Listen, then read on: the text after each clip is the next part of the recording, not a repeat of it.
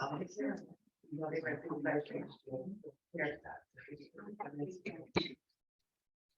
to our October 11th, 2022 regular board meeting of the Village of Ballston Spot Board of Trustees. Please rise for the Pledge of Allegiance. Mike Bayshore is going to lead us.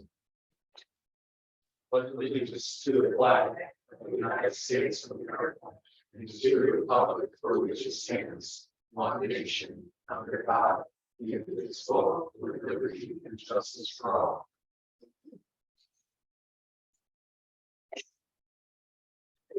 Carla texted me to tell me that she is almost here. It's good to choreograph it better. Perfect. Okay, so your daughter had a soccer game with double overtime in Amsterdam. What were the results? 0-0. It's all right. There's still 12, 2, and 1 season. No kidding.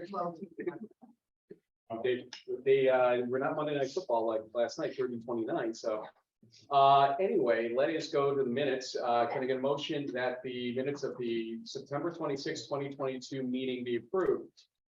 I'll make the motion. Trustee Fontaine. Second. Trustee Corvos, discussion. I know there were a couple revisions, so we're going with the most recent revised versions that you had all seen by your email. Any questions related to that? If not, all in favor? Aye. Opposed? Motion carries. Let's go to mayor's announcements. I know I think Bernadette's going to address this later, but I just wanted to start off by saying congratulations to the VSBPA, especially Dan Varner, on what a fantastic car show we had. The 20th annual The Way We Work car show was phenomenal. Also, thank you to the volunteers and congratulations to them as well that you saw throughout the village. This thing was just huge. 480 cars, I think, was the final tally, give or take. And it really was an honor for me to select the Mayor's Award recipient, something that I honestly took the entire afternoon to do. We're just like, where are you? I'm like, I'm still looking at cars for that. So she helped me out with the end of it, and I think we picked a good one at the very end of the day. So thank you again to the VSBPA for that. Paving is complete on Eleanor Street, which is also known as Doubleday Woods Drive, the entryway there, as we discussed a meeting or so ago. Thanks to DPW for scheduling this and making it a minor inconvenience only for the residents. They didn't have to shut things down, really. They allowed people to pass, so it worked well, and we've heard nothing but positive from them about that as well. So thank you to DPW for fitting that in and getting that done. Speaking of paving, street paving starts tomorrow. 6:30 a.m. continues into Thursday, weather permitting, of course. Be aware of paving vehicles on already milled streets and be prepared for detours away from those milled streets over the next 2 to 3 days. But it's all in the name of progress here as we get those streets finally paved and be done with paving for now. Don't forget Front Street Charlton our next spring. A lot more on that when we get closer to it and get a plan together for that. Once paving is complete, don't forget we'll be focusing on leaf pickup, etc. And so you'll want to stay tuned to the village website and Facebook pages for updates on when this will be occurring and what you'll need to know related to it. So stay tuned. We are moving to that next phase once paving is done. Last Thursday, I met with interim superintendent of the Ballston Spa Central School District, John Leo Duca, along with Stuart Williams, to discuss issues related to cooperation between the village and the school district, including school street safety, crossing guards, issues with drop-off points located on Malta Avenue that we've been experiencing, and even the ice rink, which is located on the school's property off Eastern. We vowed to work together because while the entities of the village and the school district are separate, the name's the same, and that means that we're inextricably linked together. So I look forward to continuing this relationship into the future and many more conversations with Superintendent Duca. Got some, well, I can't call it bad news here, but it's good for him, I think. Eric Johnson from Labella, who is our main go-to engineer over at Labella, our main contact, let's say, is leaving Labella to head to the town of Bethlehem as their town engineer, I found out today. As such, I'll be talking with him and Joe Lanero Thursday to discuss the transition, as that'll be our new point of contact, Joe Lanero. Eric's last day is Friday at Labella, so congratulations to him and thank you to him for everything he's done for the village in the time we've had our contract with Labella. Speaking of departures, this one's always tough, but you know what? It's a compliment, I think, to the village when their employees are sought after by other businesses, municipalities, etc. And so first off, I want to say that our treasurer to my left, Julia Smith, will be parting ways with us. She's going to be heading down the street a bit to what I would call a friendly area. I'm very close with our good friend Supervisor Hammond, not close enough to know this was happening. So Mark, you got me on this one, but he's taking her away to be their comptroller in Malta. And it's tough to part ways with Julia. I think you all know how special she is to the village. And she kind of did the drop and run on Monday because she's been saying how special the village is to her. And I didn't want to cry on Monday, so I've made it as awkward as heck for the rest of the last week with her. But that's kind of the relationship we've had over 6 months. A lot of people think that I run the office. Julia runs me, I think, half the time. So we'll let her talk for herself coming up in treasurer's report. I'll give you that opportunity. How's that? But thank you to Julia for all of her service to this village. Denise Bardino also is going to be leaving. This was a coincidence, and the timing, yes, couldn't be worse, et cetera, but we're working hard to replace her account typist position, and we are already on trying to find a replacement for that as well. So we are working hard to make sure we don't miss a beat in the office, and I'm confident that we will not. And we'll have a little bit more discussion about that, I'm sure, a little bit later.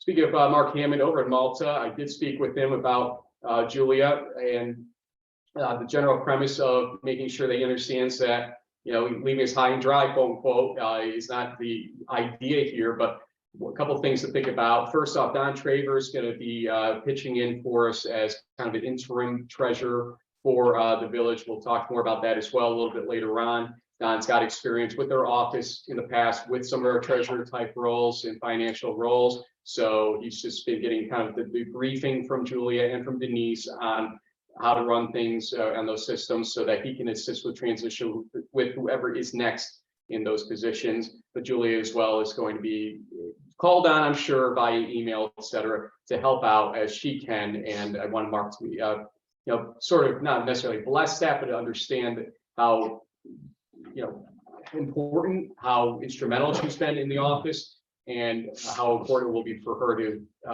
assist with what's next for us in that role, that realm. And he was very, very understanding.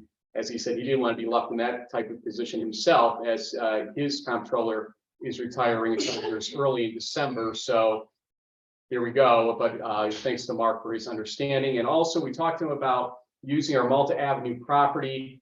This was the motion that was approved after executive session last meeting about the CHPE underground and underwater laydown or electrical line laydown yard and show up yard, it's called. Essentially, the underground line is going from Canada down to the Canadian border down to Lower Manhattan. They need essentially a lay down and show up yard to set things up and put trees and put cable, et cetera, as they're doing it. And they want to use 3 acres of our Malta Avenue site. So I'm talking because there's some funky zoning with respect to that property. We've learned it makes it a little tough for us to use at times. And he's more than amenable to working with us to see if we can make that work and guide us as to what we need to do or what they would need to do to get that to happen.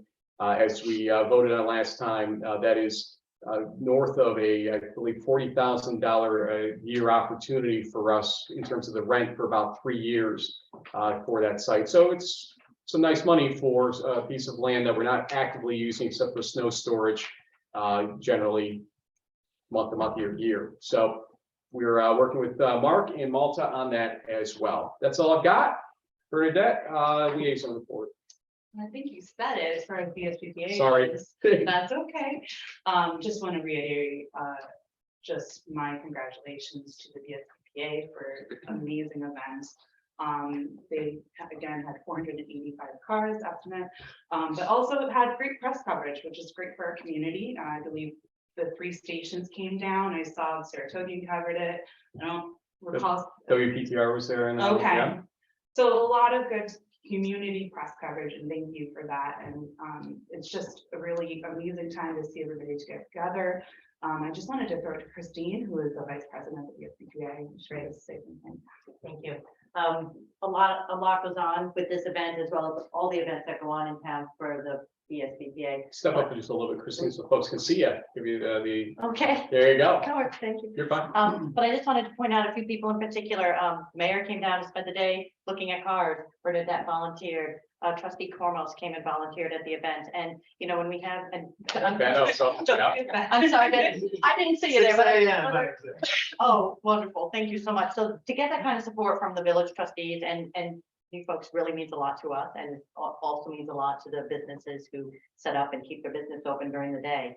And I just wanted to say thank you for that. And also thank you, Bernadette, for coming down to the Ribbon Cafe event last Saturday as well. It means a lot when we see people. You know, we didn't run the event that Kevin did last weekend, but we did set up a table there, and you know, we like to support our membership that way. So I just wanted to point out and say a special thank you to you both. I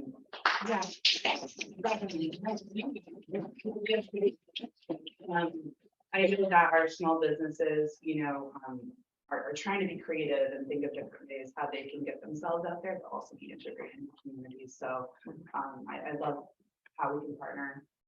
Talk to us, you know, businesses are welcome to talk to any of us. I'll give you an example, Christine, of how an event like that works to your advantage. Is I was talking to Britt at Swedish Chef about a week earlier and suggested to her, hey, it's going to be a really almost record-breaking event. Possibly you should be open on Sunday. It's like, you think so? I'm like, yeah, I think you should. So I go in and get some more coffee because it was a long day, and I sit down, and she must have 10 customers come through that probably wouldn't have otherwise, and learned about her place. And on top of it, she had chili that day, and I never really would have considered her shop for chili as, you know, the place to go. The chili was really good. So now I have a whole new expectation value for shop and to go get other food there and whatnot, and I wouldn't have otherwise that day. So That's so great to hear, because I did go up and down Front Street and stopped into each of the merchants that were open and said, thank you for staying open today. And they had really great days. The weather cooperated. People even stayed to the end of the event. We had more people stay with their cars to the end of the event for the trophy awards, I think, than most of the years. So I just was excited about the momentum and just excited to share that with you folks, and also to let you know the businesses, they did well. awesome. Thank you again. Thank you. I just wanted to touch on parts, and then you can share with me, obviously. So the committee had met, a few people from the committee had met with another artist, the one who did the Glens Falls murals, kind of talk about what their project was that they had intended for. And the artist came down and looked at the wall that they were looking at, which is the Augie's wall. And the artist agreed with other artists that said it would need a lot of repair for it to be workable, to be a spot for a mural. But while Ben and I were there, the team was trying to think of different ways to move forward, either maybe do an inside mural, which Ben had suggested, and you know, one of the other committee members mentioned possibly smaller murals throughout the village. So the next step for them is to really discuss with Saratoga Arts what their plan is, and to see if they can move forward with that. And I'm going to be also reaching out to sort of introduce and explain, because whenever you change a project, you have to change the contract related to it and amend it. So there's a deeper conversation to be had to make sure that we stay in their good graces and understand what's happening here as well. And thanks to Carla for actually setting up a little bit of a bridge there, because I know she works with Louise over at Saratoga Arts, and she started that conversation. So now let me know that phase of it. I'll be happy to move that conversation along to the next steps as well. Ben? The other piece of conversation I have in the Arts Committee is they're talking about putting in, I'm not sure what it's called, but it's like a little library, but for crafts. So people can, you know, like a little box of just free crafts, and which is a cool idea, I think. And they're talking to the library about possibly putting it near the library somewhere. And so they will develop a motion around that. They would use some funds that were originally allocated for some remote kinds of things that are no longer needed, and it's like $200. So they're going to come forward with that when they're ready for that project. And they are working on the charter. I think they Bernadette sent you a draft of what they did, and wondering if you know, when you have time to comment on it. More recent one, you sent me something, I think this isn't a charter, what is it? Well, that's what. Yeah. that's what- Here's your comment. To be sure, I'll resend, and I'll copy that on it, Okay. just so you have the most, because I think copy I had does not have, that I sent you, didn't have Ben's comments. at Okay. that point, So I want to do that. So they are working on whatever you want to call it, charter, mission statement. That's good. I like that. So that's happening. And you should know they do have a beautiful website. So it's worth checking out. What's it called? Also Squad Committee on the Arts. You can Google it. And they have a directory of artists, 12020 artists there. And if you are an artist or know an artist who wants to be listed and it's local, that would be a place to go. They are also going to post applications for arts projects there on Facebook. BallstonSpaArts.com. Thank you. No problem. Something like that. Beat you to it, you got me now. Wiswall Group Friends is meeting October 18 next Tuesday, 5:30. The Arts Committee is going to meet next Wednesday at 7 p.m. 19. Park and Tree Board, maybe you have more updates, Mayor, but Chair did resign and another board member resigned, or is going to resign at the end of the year.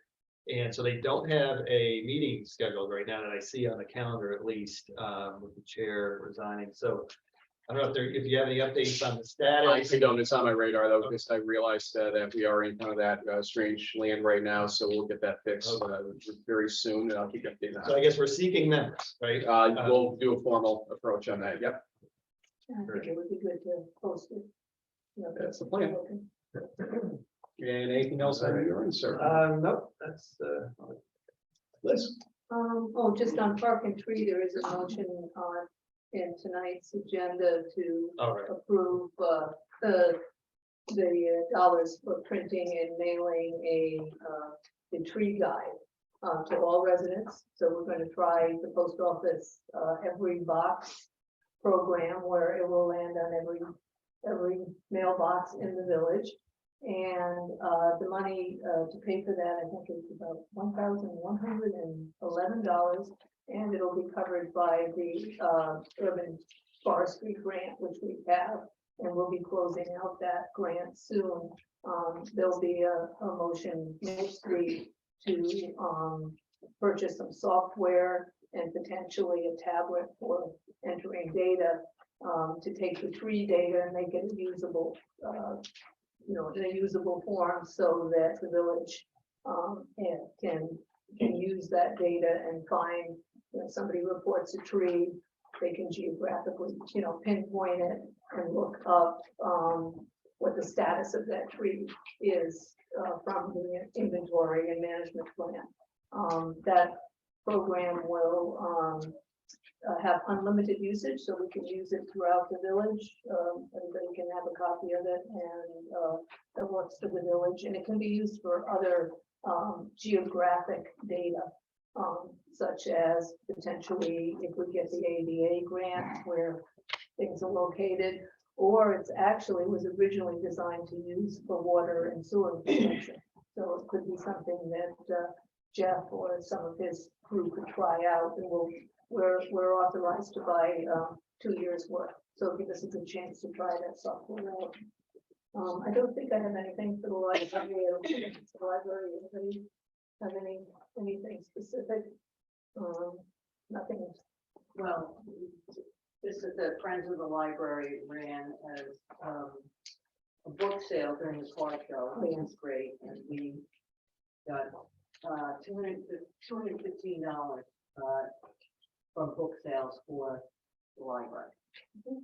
So, one maker for them too. It's a nice weather day for you to sit out there and appreciate that. Yeah, It was great to see very you. nice. Okay. That's all. Sean Raymond. So, as the mayor discussed, paving is gonna go on, and we're probably looking at about 3 weeks before that's substantially complete. So that segues into obviously leaves and debris.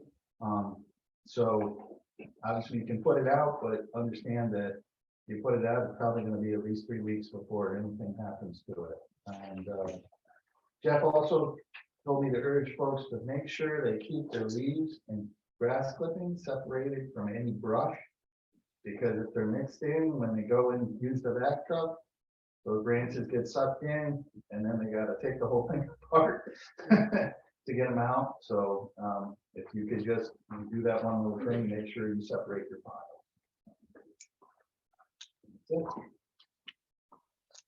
Okay, it's time for the final ever treasurer's report in the Village of Ballston Spa by Treasurer Julia Smith. Hit it. Okay, just to kind of wrap up, what you were saying about my departure, I'm not good at these, but I will say that I came in here as an outsider 3.5 years ago. And over the course of time, I have never felt more at home here. Leaving is definitely going to be difficult. I'll keep it at that before I get more emotional. But over the last week and this next upcoming week, I'll just be training the interim treasurer and wrapping up some of the loose ends that I had, and then making my way out and stay in contact as needed.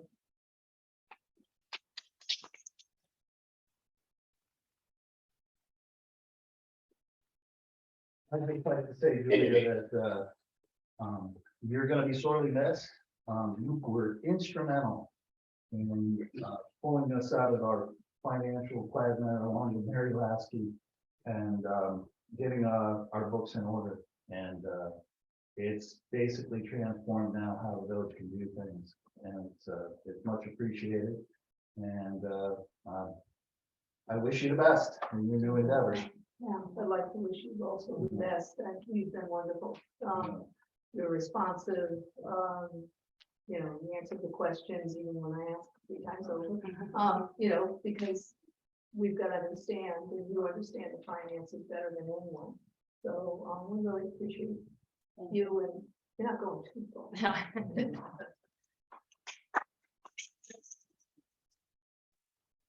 The few times I got to hang out in the office and get to know the staff, it's been really wonderful. And to know you're very knowledgeable and skilled in what you do. Town of Malta is very lucky to have you. Kind of winced my nose when Mark took you. So I was like, really? They're very lucky to have you, and we were very lucky to have you. Well, thank you. Thank you on my behalf too. I'm a new trustee, but it's really been helpful to have an expert in the house to provide numbers and talk about numbers. And thanks for being so responsive and professional about it. Good luck. Thank you. Thank you for all the kind words. And I just want to say, I think the epitome of knowing that you're a knowledgeable person is when you can impart wisdom on other people who are even older than you. Our age difference is probably what, give or take, way too many years. But you really in 6 months have taught me so much in the time. I mean, when we were working together on the USDA situation, we may have been at each other's throats at times about that, but we got it to work. And it was one of the most successful things that I still look back at in these 6 months, because of, we were right. The interest rates went through the roof, and we worked hard to make sure that we met every deadline on that, et cetera. And that was thanks to you more than anybody else in this room. And I do appreciate you for all the education you gave me in this time. I am going to miss the sass when I walk through the door every day, not knowing what you're going to say, and knowing if it's going to grate on me or make me laugh uproariously. It's those little things that I'm going to definitely miss about you, in addition to that wisdom that you bring us every day. So thank you, Julia, for everything.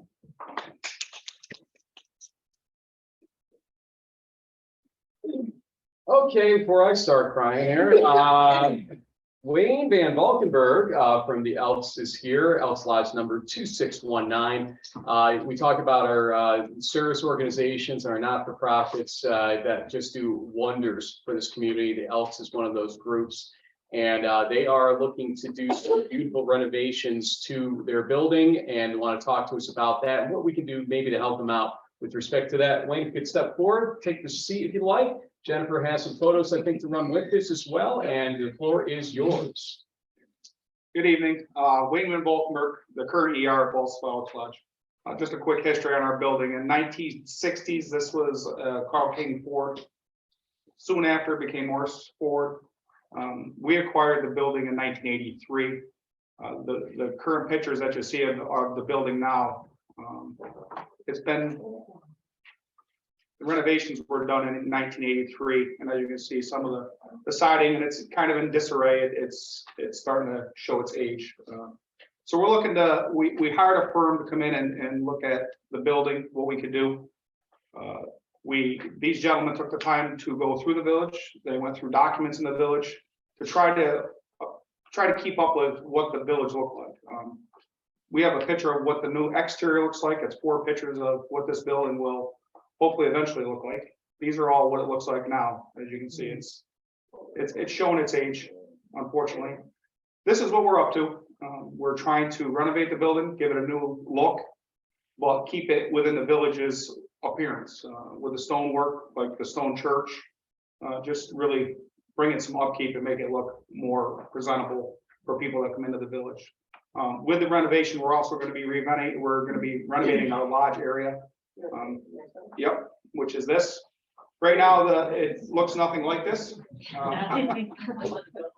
But the beams that you see in this picture are actually in this building now. They're covered by drop ceiling.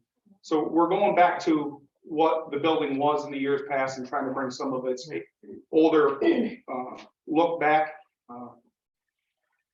You know, we are quite a charitable organization for the community and for the village. We put forth an awful lot of money for our schools and the churches and anything in the village. Just recently, we just donated $6,500 to the backpack program up at the school for kids in need. We do a lot of different things in the village. And at this time, all we're looking for is a letter of support from the village for us to be able to move forward. We're going to try to acquire grants to pick up some of the cost of what this building renovation is.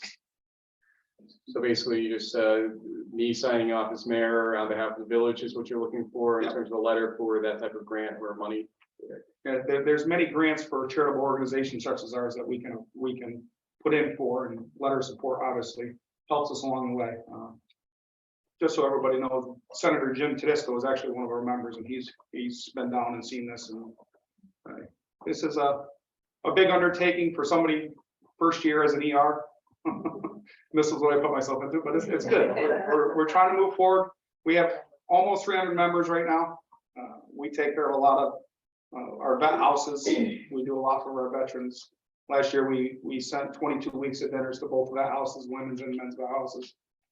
This year, we donated a bunch of money to both vet houses so they could put bathrooms in their rooms, so they're not using community bathrooms. But we do a lot of different things within the community, and it's all volunteer. All our people come in.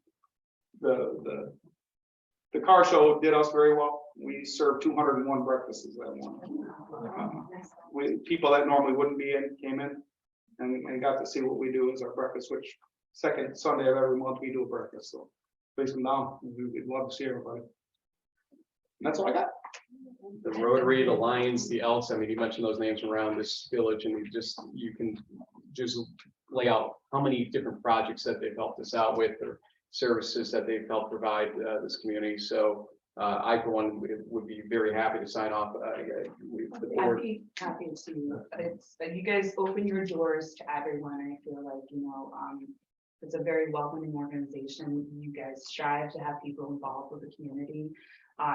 I'm as old as your last renovations. And you need upkeep on occasion, so You're holding it much better. so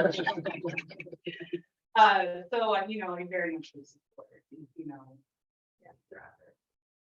Okay, so send us what you have. If you want to write it for us, or if you want me to put my own words into it, let us know and we'll get something off. I'll vet it to the board, make sure they're comfortable with it, and we'll go. Great. Thank you very much. Thank you, Wayne.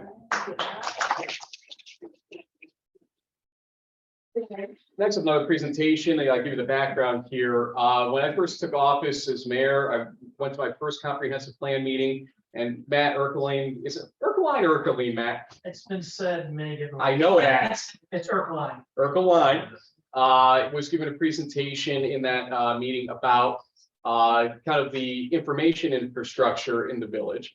And I had some back and forth with him afterward, and he had put out this Greenlight Networks company that may have been in Clifton Park or going to Clifton Park at that time. And so when Slick Networks had come in and said they wanted to talk to us about fiber, I said, hey, Matt, what about Greenlight? And he went and tracked them down as well, because it'd be good to see what else in terms of offerings there are out there, to the degree if we have to commit space or something like that at EML for the generator usage or whatever, to know what we're kind of getting into here, make sure everybody's on the up and up, and compare things as well. So we want to give equal time to Greenlight Networks in this respect for village-wide fiber installation. Casey Henniger is with us, I believe, via Zoom, and we'll have a presentation, I believe, as well. And so, Casey, can you hear us okay? Yes, can everybody hear me okay? Yes, we can. Great. Thank you for having me. My name is Casey Henninger. I am the Senior Market Development Manager for Greenlight Networks. I've been there for about 7 years, actually over 7 years now. I was lucky enough to be employee number 4, so I've been doing this for a while. But it's really exciting to expand out of our Rochester area from where I initially started. So do you need me to share the presentation, or is Jennifer sharing? That might be the wisest, so you can move it along as you're speaking. You'll know what's next and everything. Yeah, perfect. I'll start sharing. Do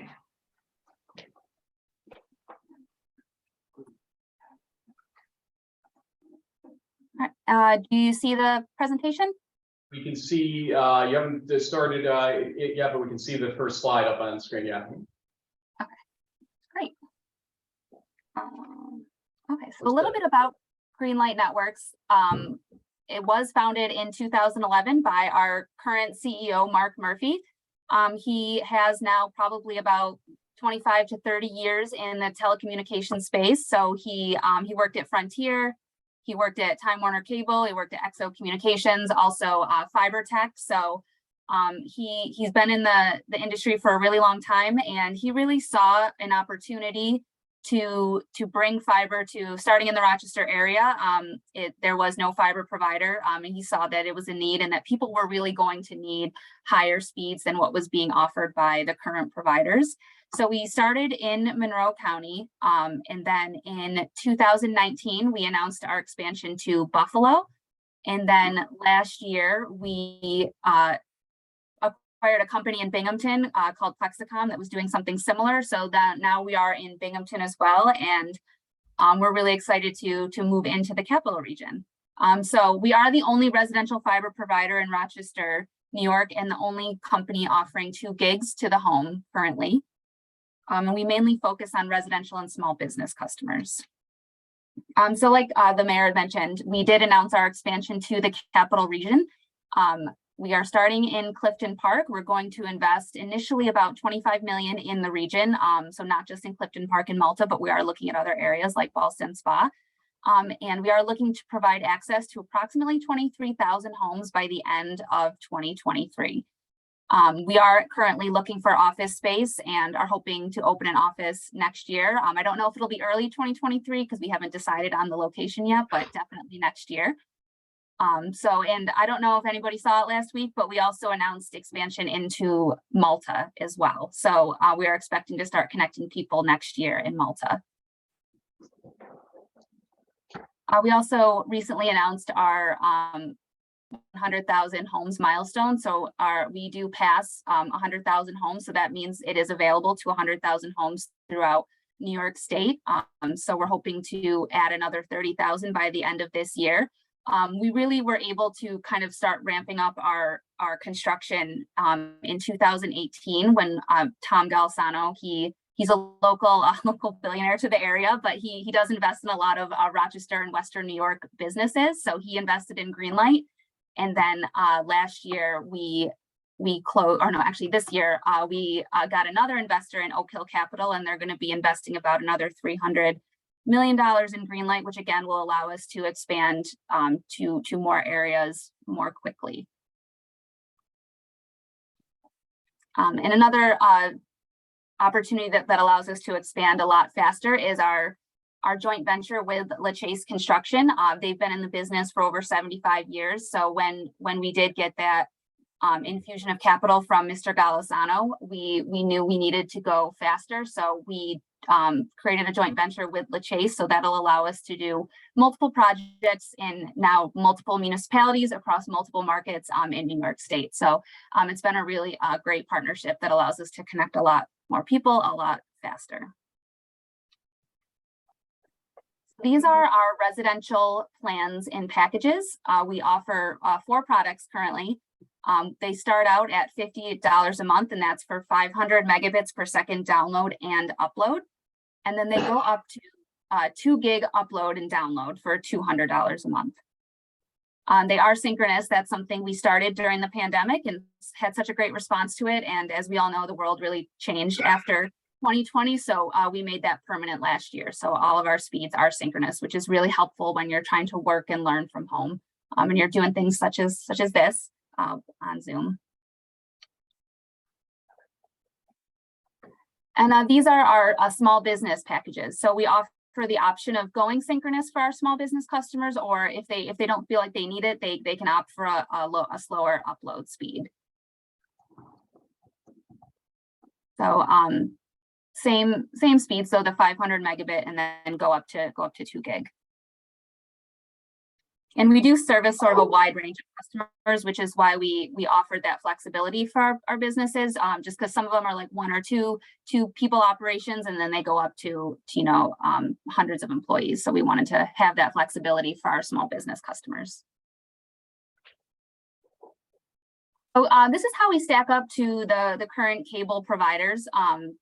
We are at $50 a month, so that is our price. There's no introductory offer that, like, kind of after a few months goes up to a higher price point unexpectedly. There's no taxes, so that is what you're paying each month. It's that $50. So there's no modem fees, no router fees, anything like that right now. Each customer does provide their own router, so it's just really important. We have a same price for all philosophy, so we want our customers that we've had since 2011 paying the same price of the people that we're connecting this week. So you can see it's significantly faster and less expensive than the current cable providers. So we are really excited to be an award-winning fiber to the home provider. We are recognized by Broadband Now as the #1 fastest internet provider in the state, fastest fiber provider nationwide, and fastest fiber provider nationwide. So we also have been awarded the best internet provider in Rochester for the 5th year in a row. So we're really proud and excited that we beat out Frontier and Spectrum every year. It's an honor that they choose us in Rochester to be their favorite internet provider. And we also have won some top employer categories by the Rochester Business Journal as well. So we are proud of that. And this year we're actually, so it'll be for the 4th consecutive year. We don't know our rank yet, but we have been named to the Rochester Chamber Top 100 list of fastest growing privately owned company. We were named for the first time in 2019, which was a really big milestone. It is based on your growth, your revenue growth. So that's really an exciting milestone that we hit back in 2019 and have continued to be on the list. Another thing that is really important to Greenlight Networks, and this comes from the top down, the CEO, is to have really good customer satisfaction. We want all of our customers to have a good customer experience. These are just a few of the testimonials. It might be hard to read, but we see them every day from our customer experience team, the people that have had a great experience with our installation technicians, as well as our customer support concierges. We also, on our marketing team, we work with community advocates in the neighborhoods to increase awareness and increase signups. We also attend different community events so we can answer any questions that the community has about Greenlight. People also get to place their orders at those events, and we do offer free install promotions at those events as well. And then we also do things like this, which is educational seminars. A lot of those are centered around cord cutting, because once you switch to fiber, you can cut the cord. You do have the bandwidth to stream all of your content that you want to without any buffering or lagging or anything like that. So we do attend different neighborhood association meetings, HOA meetings, town and village meetings as well. So we also, our NPS score, which is based on how your customers feel about you, is 77.4, which is really exceptional. It's actually considered good to get anything in the positive. A lot of people are get a negative net promoter score. So it's based on an independent company surveys your customers, and they either become promoters, passives, or detractors. So we're really, really happy to have such a large number of promoters.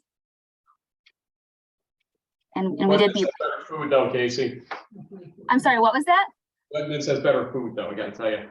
Yeah, they do. I was gonna say, we were really excited when we beat Wegmans because we're all big Wegmans fans. I do agree about the food though. I'm gonna hone you in for a little bit if I can, because a lot of what folks want to know is kind of a speed to get broadband into the area or fiber into the area to this degree, and what you'll need from the village ultimately to conduct that. And we'll also make sure that anything that you're presenting is available to all the trustees as well, in terms of the presentation showing. But just want to hone you in on those questions because I know this will be coming up a little bit. Yes. Did you want me to answer or wait till the part in the presentation? If you can answer, it'd be appreciated because we do have a lot coming up still in this. I don't want to push you too fast here, but at the same time, we want to keep you focused on some of the questions I know will come.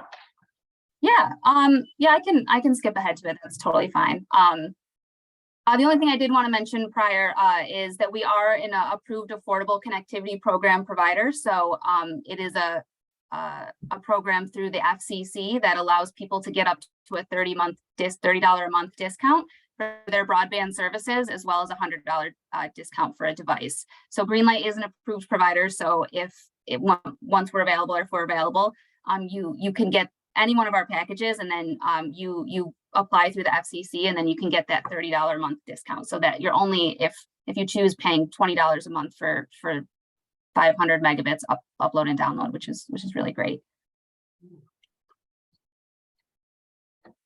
This is will help answer the question. This is a tentative timeline for construction of a Greenlight district. So we have the averages for each of the tasks that we do have to do. A lot of these are done. It's not all linear, so we don't have to wait to do some of them before we can start the next task. They do run parallel to each other in some cases, but it does take about 300 to 340 days from when we would get approval to go into a municipality before we actually can connect people with service. That most of that is due to the utility pole process. So that's how we do the majority of our construction. In areas where the utilities go underground, we will do underground construction. But if there are utility poles, we use the utility poles. So in order to do that, we have to apply for access from, I think here it's either NYSEG or National Grid. Yeah, and then Verizon. So we do have to follow all of the rules, and a lot of that does involve making space on the utility poles. It does require them to go out and survey. It'll probably be Labella, who you guys are familiar with now that I've attended the meeting. They're a company that we work with to do this utility pole process because it's approved from all the providers as well. I have a quick question for you. So I'm reading at the bottom of your slide, it says timing for Ballston Spa, if given approval by November 1st. Who do you mean, who has to approve? Are you referring to the folks that own the infrastructure? So for the approval, it would be from the village leadership. So whatever the process would be. I know when I had met previously with the mayor and someone from the planning committee, we had talked about placing our network equipment in I think the village fire department. And that was the concept, the SLIC also, it said, because you're looking for a place that would have a generator and would provide things in return for basically the location, and SLIC had the same approach basically because of that generator site and all that stuff. Yes, yeah, so that isn't surprising at all, that they would have a similar approach. So it would be once we obtain that pop site agreement, which it can take, it's up there as 60 days. We've already kind of started the clock on that once we had our previous conversation, Frank. So that could take less time, but if I spoke with our engineering and construction team, so if given approval, we would have that agreement, and then we would start the process, which would include a site survey of the village for the engineering design. So Mark Hitchcock, he already previously met with Jennifer. He would come back and do a site survey of the whole village for connecting residents, and provide that to our engineering team. And they would create the engineering design. At that time too, we would be able to submit our poll applications and start the clock on that timeline as well.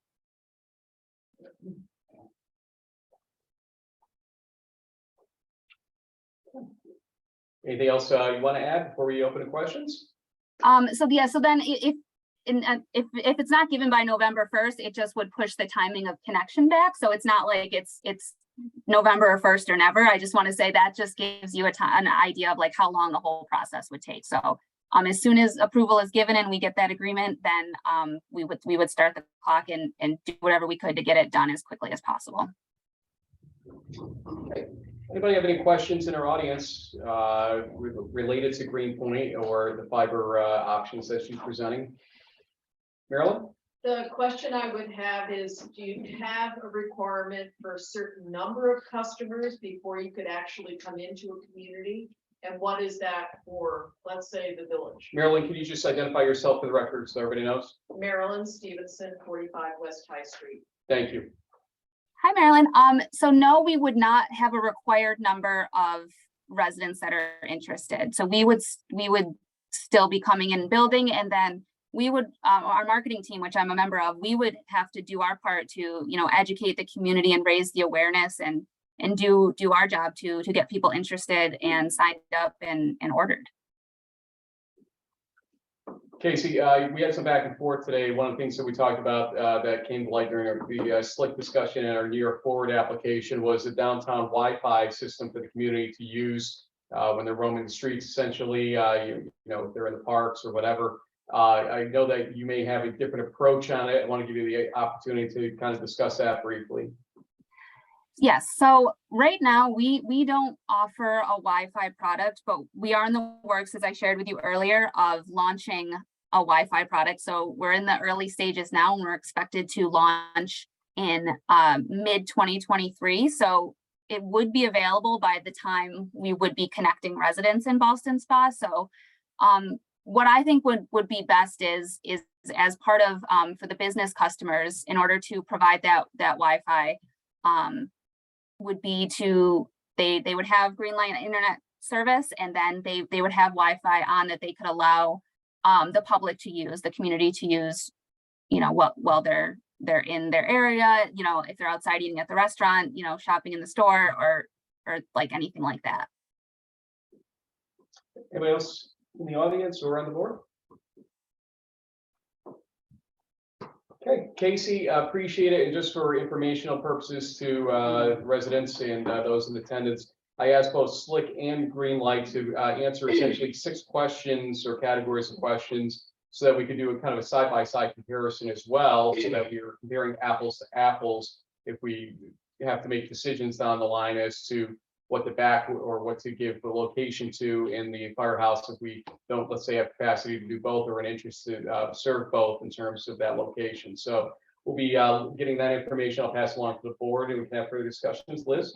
Aren't there, I know I've been reading in the paper, the city of Saratoga is implementing one of these, and who are they using? I think we ought to look at whoever is operating here, Saratoga County, and ask those questions and do a comparison, because I've looked at some of the rates and there was some pretty wide discrepancies between what one company charged versus another, or what type of plans. And I think if we're, quote, picking a service provider that is going to, I assume be the only fiber provider in Ballston Spa, then it should be on behalf of our citizens, we should, do a thorough job of looking at who wants to provide here and what kind of package they offer.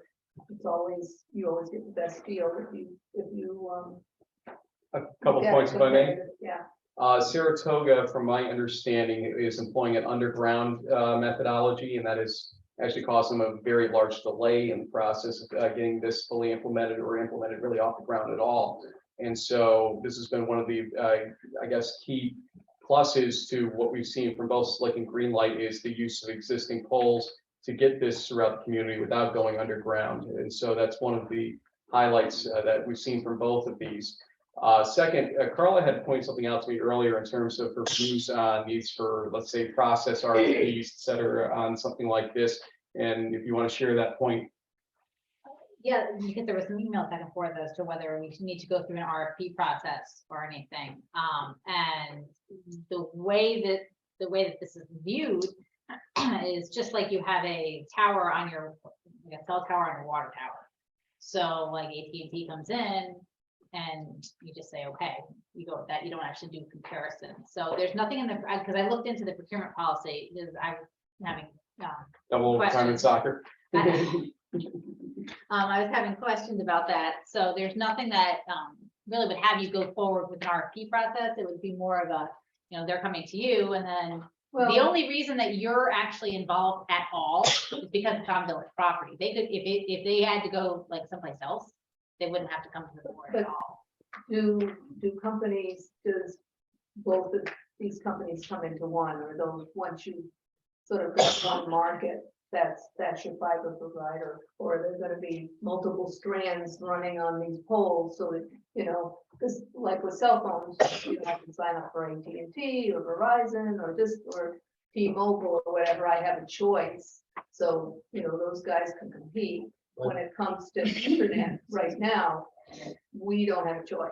We have, Right, well, I don't think Spectrum has an exclusivity contract. It's just, that's the only game in town. If there's other games in town, then obviously they could compete if they think it's economically viable. but if we're gonna be involved, I think it behooves us to do a, you know, thorough look. at I these. think due diligence, maybe send out an RFI Yeah, to see who else is out there and, you know, see what they have to offer. But other than that, I mean, more than likely it's gonna come down to who's close by, but I don't have anything against sending out an RFI just to see who's out there. Well, Casey, as I suggested to you, tonight's presentation will go a long way to start the discussion that we'll have to have moving forward here. Hopefully, we'll have a little bit more to talk about in our next meeting. And as I suggested, send us along those answers, those questions, as Slick is doing as well. And anything else that we do along the way, we'll be asking those same questions of anybody, so that we can compare apples to apples if decisions have to be made. Any last words from you? Casey, you left me. Oh, sorry, I wasn't sure. Yeah, no, I just want to say that we are really excited about this opportunity. You know, we're excited about Clifton Park and Malta, and this does just feel like a natural next step. So we're happy to answer and provide any information that you would need. So just keep us in the loop about what information you need as well, if there's anything additional. Thank you. So one thing I'd suggest, sorry, to you is we're, in terms of our public interest, we're very interested in community-wide Wi-Fi. And so the more you can think about value added to individual customers, you know, if you're going to be in this community, what are you bringing to the community beyond an individual paying their bill? That would be important. So you're creating now this Wi-Fi idea. You're not offering it, but you will. So think about, I suggest, what you can offer municipalities if you're requesting their you know, public space of some kind, to add value to being just another network to the community. Yeah, so with any of the places where we have that network equipment, we do provide a complimentary gig service to that building.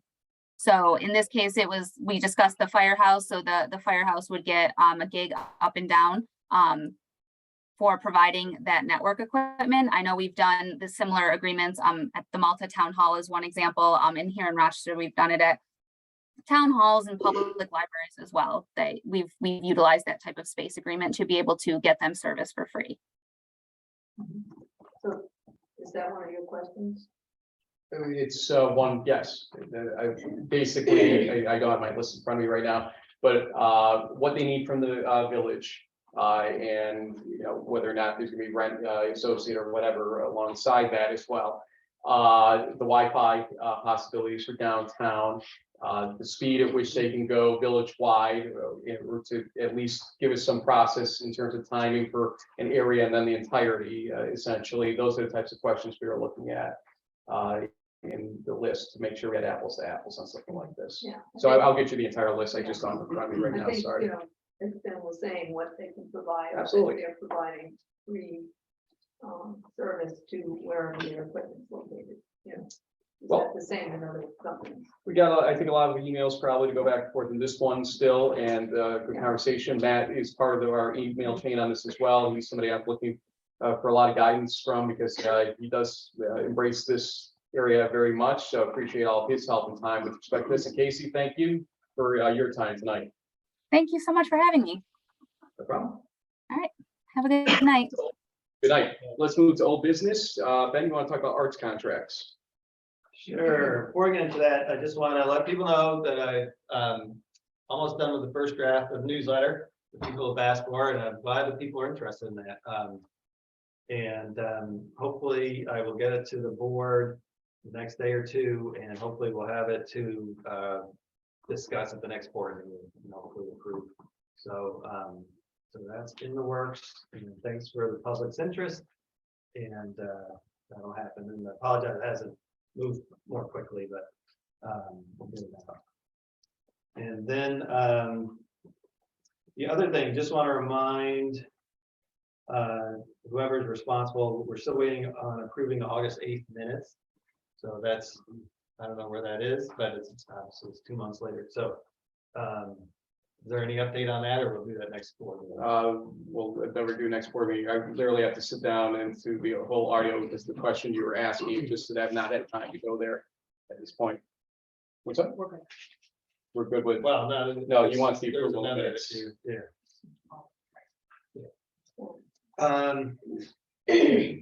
Yeah, it was a. I gotta sort back to this question, the original question from a while ago. Original question. We did, no, I yeah. made a comment about going to the town of Ballston, in my opinion, prematurely for board approval of the project.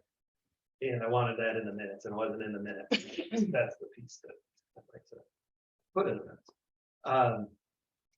Thanks for looking at that. Arts contract. So really, this is about the Birdhouse contract. And I mean, just to begin, I'm interested in where we are with that. Mark, thanks for showing up today. I know we had brushed on this last meeting. But if you could just provide us an update on a couple of things. One is how many birdhouses do you anticipate making, given your current funding status? And what is your timing? Because those things we're not sure about yet. I don't have that information with me. I wasn't asked to bring any information. So I'm not So sure. you're not sure how many birdhouses you're gonna make? We are still trying to find funding. You know, the town of Ballston has just notified me that they would not be donating to or not contributing to the program. So we are having to look for additional funding. Of course, we're going to apply for the Saratoga Arts Grants. Excuse me, the Saratoga Arts Community Arts Grants, but there's now a hiccup in that. We're still reaching out to Doug Ford, to Curtis Lumber, to see how much wood they're going to be donating, excuse me. I'm also working with the Ballston Spa Central School District Junior High School woodworking class under Mr. Dugan, I think. To see what they're going to do, if they're going to help build some. So we're really sure it's in the planning stages now. So how many exactly is a very difficult question to ask. What was your other question? About Time. Yeah, what do you think? We always do a rollout sometime in February. To give them out, and of course, it all depends on DPW when they can put them up. But sometime in May, always happens. It really depends on DPW at that point when the exact date is. Is that sort of Potentially February. potentially? Yeah, I forget when we always do it. Okay, it depends when they get there. So it's not, you don't have to wait for the spring, you're gonna do it in the winter. Well, we distribute them and we start distributing them and people, ask for them for a month and we, ask them for them back by, we ask them for them back in April, of course, and everyone says, oh, we're just starting. And they straggle in by May. All right, so May is when you might need DPW. May. We'll work with DPW to see what their schedule is like to determine what works best for them. I heard a rumor that you are getting insurance. Is that true? We are working on it. Okay. I think a number of us think that's a great thing, very important. Well, we have to find funding for that. Yeah, I mean, we have to find funding for it. So that's why we're pushing hard to get donations in, So I had two main sort of quick concerns. One was the issue of liability insurance and feeling like you really should have it. And the other was the responsibility for DPW, how much time of theirs it would take. Because in my mind, 1,000 birdhouses is a lot and would require a lot of their time. No, I'm sorry, excuse me. Oh, go ahead. I'll explain. So I don't know if you guys remember the last time, what I do is screw 4 of them onto a piece of 1x2, and then we put up 3 whole sets at a time. So and I go with them, I do that work. I don't get on a ladder, I don't get in the backhoe. I hold things for them and we put them on. It's actually pretty quick. I think we get the whole thing done in the morning. We did last time, or a day, excuse me. The ones that go in Wiswell Park also go very quickly, have everything organized so that it's a very quick install. The ones on Tedesco Trail, that's like 2 hours for 2 guys. 2 or 3 hours.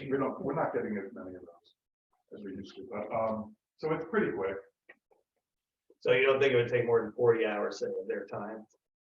I don't know, that depends on their schedule. Sometimes you have to break it up into 2 days because they have, they can break away 2 guys for me at one period and 1 guy, that's something you'll have to ask them. If we put out 1,000 birdhouses, we only get back a certain amount. Of course, we don't track people down and beat them if they don't finish their birdhouse or decide to keep it. So The birdhouse police are not in existence, we're saying. yeah, we don't do that. Yeah. So all right. So I mean, just leading to the next concern, which is related to these, is if DPW gets very busy and it takes a lot of their time to take them down, I'd like to see ASCC have some responsibility for helping to remove them. So they're not there forever until they just collapse. okay, so I always help put up and take down. We are not under the village liability to work on village property. You can't ask me to be on a ladder to use tools on village property. That your liability does not cover that. So we will just work within the DPW schedule to make it happen. Will insurance then address that? What insurance? If you have insurance? Yeah. Your liability, your insurance won't cover me. I'm not a village employee. Will your insurance cover you? My insurance will not cover me to cover your insurance. Correct. He's correct on that. So my insurance. You're asking them to go beyond what the contract was, which essentially is they're gonna give us birdhouses, we're going to put up birdhouses and take down birdhouses and give them back to them essentially. And DPW is to do the work to put them up and take them down. Now, if DPW can't get to it, that's our problem, not their problem ultimately. I'd like to share the problem because it's a big It's not It's a that big effort. It's really not.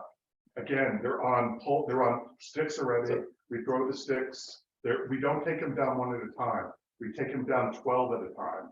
And you just go around and you throw them in the back of the truck. All right. And then The one reason this came up in my mind is there have been birdhouses on Tedisco Trail, and I think they're there now, they're a few days ago, that have totally collapsed. And they're on the ground, they're just sitting there as trash, and it would be good if you guys took responsibility for that kind of thing. I don't know about the latter thing, but, you know, at least some responsibility for, you know, cleaning up, you know, as it goes and as time, you know, goes by. We cannot work on village property, Yeah. period. I am able to pick up a piece of trash off of village property and put it in the garbage. I'm able to do that, and I don't have to worry about it. And that's what we're talking about. Doesn't BSBA? Yeah, they indemnify them. Carla, can you please speak to what people are able to do on village property if they have insurance? I'm sorry, I'm sorry. Want to understand. Do it now, bro. All right, Vern. No, I, Thank you for the. I'm happy to answer the question, but is the question, what can people do on village property? If someone has a project that is on village property, and they have insurance, can they go on a ladder to take something down? No, They can't go on a ladder. no, they can't do that. The insurance happens if someone else gets hurt. The purpose of insurance is if someone else is on the property and they get hurt. And then they turn around and try and come, you know, so that insurance covers that other individual or that other property damage. It will not cover, you know, Mark going up on a ladder, or you will. So what was the paragraph in the contract? Yeah, Indemnification, can so it's different. Can you explain what that Sure. says? Indemnification is not insurance. Indemnification means in the event that someone comes after the village and sues the village, that ASCC will indemnify, will pay any damages the village incurs. Does it include at all that ASCC promises not to sue the village? It's Or that it'll 50% hold damage? harmless, yes. Yep. Right, Yeah, so it's they in will there. not sue the village. That's it, that's hold harmless. It's one paragraph in here, but it's a hold harmless and an indemnification that they've signed. Yep. So if he was on a ladder and fell down, he has to hold the sign. No, because you shouldn't be in No. that capacity doing it. It's not connected to the contract. You'd be doing it outside the contract Well, at if that we point. amend the contract, there would be- The contract's signed, Ben, as you gave authority. you can amend the contract. Happen, guys, what I think could happen is as you receive complaints, you can talk to, you know, Jennifer and say, hi, DPW friends, can you take these down? I think we're getting a little lost in the weeds Well, here. here's the issue. I've had discussion with Jeff. And basically, starting as soon as the snow melts, he's gonna be flat out with DPW work, flat out. So I'm just trying to figure out how 40 man hours is gonna, to put up a bunch of birdhouses is gonna happen. No, don't do 40 man hours. Well, if it's two people, one day it's 16 man hours. If it takes 2 days, it's 32 man. It doesn't, no. Well, and we're going from 500 or 600 to 1,000 potentially. Mark, go That's ahead. a 40% increase. And we have to take it down. Yeah, I mean, those are just number sites.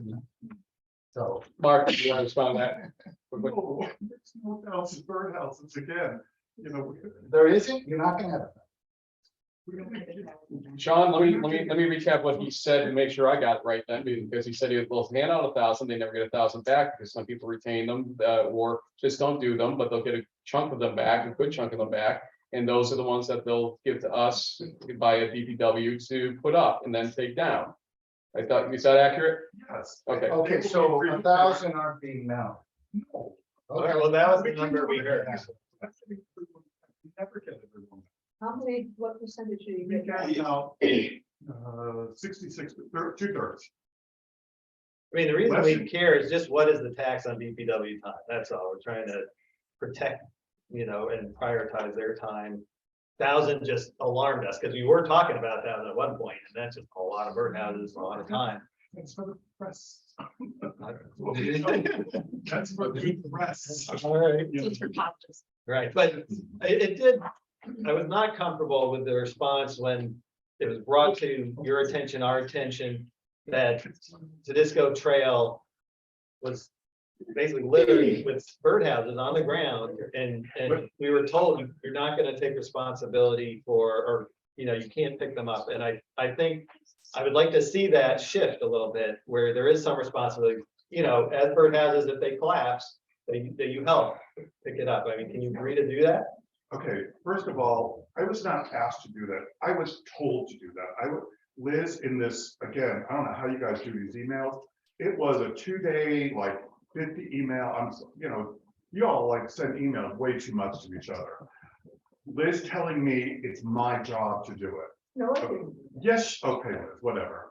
Yeah, whatever. Demanding that I do this. It's just, not saying, Mark, hey, could you? Hey, there's a problem. Mark, it is your responsibility to do this. And, rather than say, Mark, there's a problem, could you help? Can you So- help this time? I'm not committing to anything at this point, okay? Because the way this is going doesn't sound like a positive moment. Okay, Ben, please. This is not included in the contract. Okay, this is what this is about, the contract, okay? Well, I'd like to amend the contract. We could Well, amend it's it. been signed. We can't No, amend it. we can amend it, and I would like the insurance added, Then because I then think any not-for-profit working for us should have insurance, and that every not-for-profit that comes in front of us is required to carry insurance, and Liz, you cannot unilaterally amend a contract. Sure. it Well, helps. you can't unilaterally amend, that's not what we talked about. An amendment has to be signed off on both parties. Like you can't amend a contract and he can't amend a contract. Contract is an agreement. So when you and I spoke, I said, yes, you can do an amendment, but everybody has to So the agree. lesson is, we're not going to approve funding for a project without seeing the contract at the same time, because it was a mistake to not even know what's in the contract when we agreed to the funding. That's what we're learning now. Yeah. But Actually, the contract reflects the project as it was approved in the motions directly. So if you didn't like what you approved, that's on you. yes, we needed to be more diligent in protecting the village and with insurance and protecting DPW. You're absolutely right. We should have done more there, and we're trying to do it now. And it would be nice if we could get a commitment from you to partner with us, with DPW, to help clean up the birdhouses at the end of the day. If DPW will do the best they can, but there are going to be birdhouses that are just left astray when you have hundreds and hundreds. And I think that's a reasonable request. You can refuse the request, but I would urge you to partner with us and help pick up birdhouses that are clearly destroyed and easy to collect, and you don't have to go on a ladder, and can be picked up off the ground in many cases and just disposed of. That's what I'm confused about, is that insurance doesn't allow anybody other than an employee to do such kind of work. I don't understand how we can ask. Having it both ways type of thing, yeah. Well, Carla, I think hang on, I know where you're going. I think what Ben is indicating is that if there's a birdhouse in the ground, anybody can pick it up. Right, does our insurance allow? It doesn't matter, if like, I could go and pick it up, insurance wouldn't matter. If you're Well, walking well, around, no, I go- there's a problem, folks. Folks, the problem is if you're obligating somebody to do it, then that's a different thing. Then somebody just walking around saying, oh, look, it's a birdhouse that looks like it's a dead birdhouse. Which I think is why Ben is looking to amend it. Is that correct? well, if we can amend it, and but at least a verbal acknowledgement that of taking some responsibility for these birdhouses that you're putting up by taking them, the low risk birdhouses, helping to remove them, because you talk about marketing and how birdhouses is great marketing, but it's actually terrible marketing at the end of the project when especially like Tedisco trails, where I've noticed, are littered with garbage. Can I ask what a low risk birdhouse is? It's on the ground, it doesn't need a ladder, you can just take it and throw it in the trash. Okay, And if we allow volunteers to do that removal. I mean, we allow volunteers to go on village property all the time, so. Mark, are you willing to amend the contract? No. Okay, we'll move on. Are you willing to agree to help remove birdhouses? Ben, here's something I'll say to you in general. I'll answer for anybody that you would. I'm pose this asking to. Mark a And I'm question. gonna answer because I'm not asking you the I don't question. care. I'm I'm the guy with the asking Mark. gavel off the side, and so I'm gonna answer a question generally for anybody sitting in that position. I think anybody that's gonna do a project like this has enough love and concern about the project and what's part of it to probably, if they saw one of the pieces of the art that they were associated with on the ground, to do the right thing by it. I think you have to trust that. Well, the reason I have a Demanding them to concern- do it is not an appropriate approach, as he explained, and that he characterized the emails correctly. That was an overreach and a little too stern for my liking even, but I let the two people involved in it have the discussion. But if somebody is caring about their project, they're not going to just let it die there in front of everybody, because it represents who they are as well. And so I think there's going to always be a cooperation. Sitting here and obligating somebody to do it is actually putting us into a liability risk if it's not part of the contract. And it's not part of the contract. And based on the way we handle things generally, it shouldn't be part of the contract. We don't ask the seniors to do that, et cetera. I don't think if there's a liability for picking up low-risk birdhouses. Secondly, part of our concern, the three of us, the majority of the board, are concerned is because of the history of the dialogue around this in the past, where a very reasonable concern was sent to you, and we're professionals. So even if you didn't like the tone, the fundamental basis of that email was legitimate, and it was completely shut down, and I think unreasonably. I feel like you should have been able to see the reasonableness of that request and responded appropriately for an agency, a person who wants to do business with the village, who cares about the image of the village, who doesn't want, I know you don't want trash around the village and broken birdhouses all over the place. And so because there was really no response at all, it makes me concerned that we're doubling or whatever the number of birdhouses. There was plenty of response. It just wasn't a No, response there you was- wanted. there was no- Yeah. No, you can't. I will pick them up. I'm not. I'm so sick of this. Right, well, that's exactly, But you. that's exactly, dragging this it doesn't out. have to be marked, but it needs to be some volunteers, some set of volunteers. It is Some time. set of volunteers that you identify that takes responsibility. Thank you very much. New business. We have some old business. Liz, I wish you would tell us ahead of time when you want to do old business and add it, but go ahead. Well, this is something. This is how we always end up in a maelstrom to go 4 hours. Go ahead. This is just to talk about the revised committee policy. We'll talk about it when we get to N. Why are the committee policies that we put forward always at the end? Usually you were asking me to get rid of the lowest risk motions early so people can be disposed with them and not have to sit through the entirety of that stuff. And so I pushed them to the end by your request. What do you want me to do? Revise it or no? Committee policy is old business, and I want to read the policy while people are still here.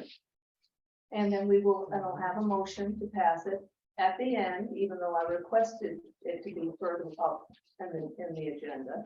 So the committee policy with. I'm gonna actually, I would actually ask you to wait till end, Liz, at that point, because it's in its entirety in end. And with revisions you've got now that I asked for on Friday and you didn't have to provide them, or didn't have them to provide. So this was not requested to be new business or old business. It was requested as a motion. We'll move into motions at that point and talk about it. Public comment number one. Who would like to make a public comment? Christine, go ahead. I will. I Thank you. would like to speak on behalf of Ribbon Cafe today. As I stand in front of you this evening, I have to say I'm quite upset that I'm not able to have or as much energy put into something positive as I stand here and I have to defend something that's been positive that we've brought to your community, and that is street events at Ribbon Cafe. It's appalling that one person's complaint could have so much influence on any board member when in fact it's based on an emotion, no facts. The cold hard fact is the village has set precedent for street events. In no way, shape, or form should anything of this nature be denied for any other part of the village itself. I believe that one individual is not considered a majority of the village, of the residency of over 5,000 people. Of course, with anything that is done, there's always a learning curve, and we've had to learn as we go. And up until now, we haven't had one complaint about anything we've done in this village. We have things, we've brought a lot of positivity to your environment along with new business. So in light of this complaint, I've taken note of how things were done on Front Street. I've now created a flyer for any future events that we would hold at Ribbon. We would be glad to post them anywhere you would like us to. We will deliver them door to door, and we will post on all of our social media about anything going forward as soon as we have the approval. I think that would address any concerns whatsoever. To close down 1 block or 2 blocks of Prospect Street, it entails a resident to go around 1 block. As this past weekend with the car show, that entails residents going way out of their way, parking away from their homes, etc. I think the impact that we have on closing a street a few times of the year is very minimal. So I don't understand why a world that is already so challenged would any board member want to make it more difficult for any type of business in this community. Ribbon has brought thousands of new faces to your village with all that it has done and continues to do. Whether it is raising funds for someone battling cancer, participating in competitions that are countywide or national, and providing a good food experience with great customer service, why limit growth in something that has so much positivity for it? Dare I even mention all the news media we've brought to your village? Ribbon has been noted on almost every news channel, and in this past few weeks, we were posted in Saratoga Today's magazine, which is their fall edition, which will be on shelves for the next few months, which is in every Hannaford, most of the business, etc. Again, Village of Ballston Spa business. Again, bringing more people here. So if any of you choose to deny future events at Ribbon, we will respect that that's your decision. But we will also, when asked by our patrons or any of our attendees for our event, we will direct them to who denied this. And we will ask you to defend yourself, just as I'm here defending Ribbon's option of being able to do these. And I would like you to provide them the facts of why you denied it and what you're going to do to help us change or grow. So if you choose that, remember, as I'm defending my position, we'll ask that you defend yours too. So, 20 seconds left, Christine, 20 seconds left. okay, all right. So as anyway, I have a petition. We also have letter from area businesses that have supported us. They've also sent them to the mayor directly. I will give these to you, Terry. Thank you so much. We also have the Ballston Spa Business and Professional Association support. Oh, like I said, other local businesses and whatnot. So I ask you to choose your words very carefully when you choose yes or no tonight on any of our future events, because that is what change is about and growth. Can I ask a question? You may.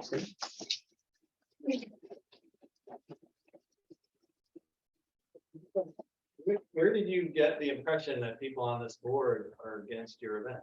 Well, Liz came into the restaurant and told me. That she's against your event? Yes, absolutely, and growth. She's also the one that suggested that we move to the upper parking lot on Back Street, which is unacceptable. I did not. Liz, I have it in an email. So if you'd No, like me to present that email, I am more than happy to do so. made a suggestion when the first complaint came. Why would you Maybe- even make that suggestion? Because that's what we do. We Complaint. solve problems. One complaint for all of this. Let her finish, One. Christine. What's that? Let her finish. Yes. Marilyn, I'll preside. Thank you. I made a suggestion, maybe the parking lot. It doesn't work for you, that's fine. It I does am not. a strong supporter of Ribbon. I'm a cancer survivor myself. I know I that. can't believe that you think that I don't support your events. I've been to your events. We will find out tonight, won't we, when we Of propose the course, next my event to December intention 3rd. from the very beginning is to support it. Yes, as a trustee, I may ask questions, I may make suggestions. Yeah. It doesn't mean that I'm not supporting the event. That's my job. But one, I asked the question, if the ambulance corps, you would talk to the ambulance corps. I assumed you did. I just wanted, confirmation that you did. There is an ambulance corps around, and I assume that they need to get out quickly. And that's it. And somebody has directed what my comments and turned them into something negative. They were not negative. They were a suggestion. If it doesn't work, it doesn't work. It doesn't work, Liz. Okay. Losing a public parking lot, then you lose the parking where people would attend. You put those people in an environment on the street trying to cross streets. There's no bathroom, there's no electricity, there's no way to keep food warm cold, and you don't bring business to the front door is what we're trying to do. So it's a suggestion. It didn't work. Thank That's you. as simple as it is.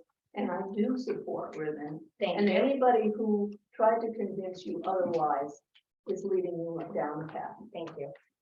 Liz, much like you told Kevin that it was my idea to push them into the parking lot, which I did not. No, I have, did not tell Kevin that. You did.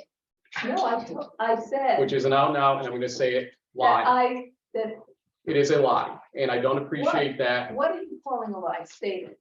Stating that it was my idea to push your events to the parking lot. No, it wasn't. I never told Kevin You that. did, Liz. No, I I don't said appreciate that you Liz. told Ribbon that there were 3 trustees who wanted that. You know what, my suggestion is we're gonna end who said what, when, where, and how. I have the emails to back it up. All I'm asking for is support for ribbons events going forward. We have brought nothing but positivity to this community. We had 1 complaint out of anything we've ever done. We try to support every other business. We now have a connection with Gateway House. We now have a connection with Lions. We have numerous connections that have been made from this that we are trying to help support other businesses that are in this village. So all I'm asking is don't deny our events. We try the best that we can. And we believe that the north end of Village of Ballston Spa deserves as much recognition as the south end does. I agree. Thank you very much. I just understand where these packets.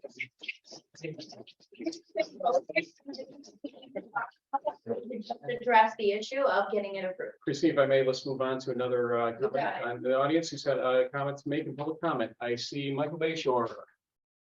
Hi, Monkey Nation, 35 Center Street, First Assistant Chief of Fire Department.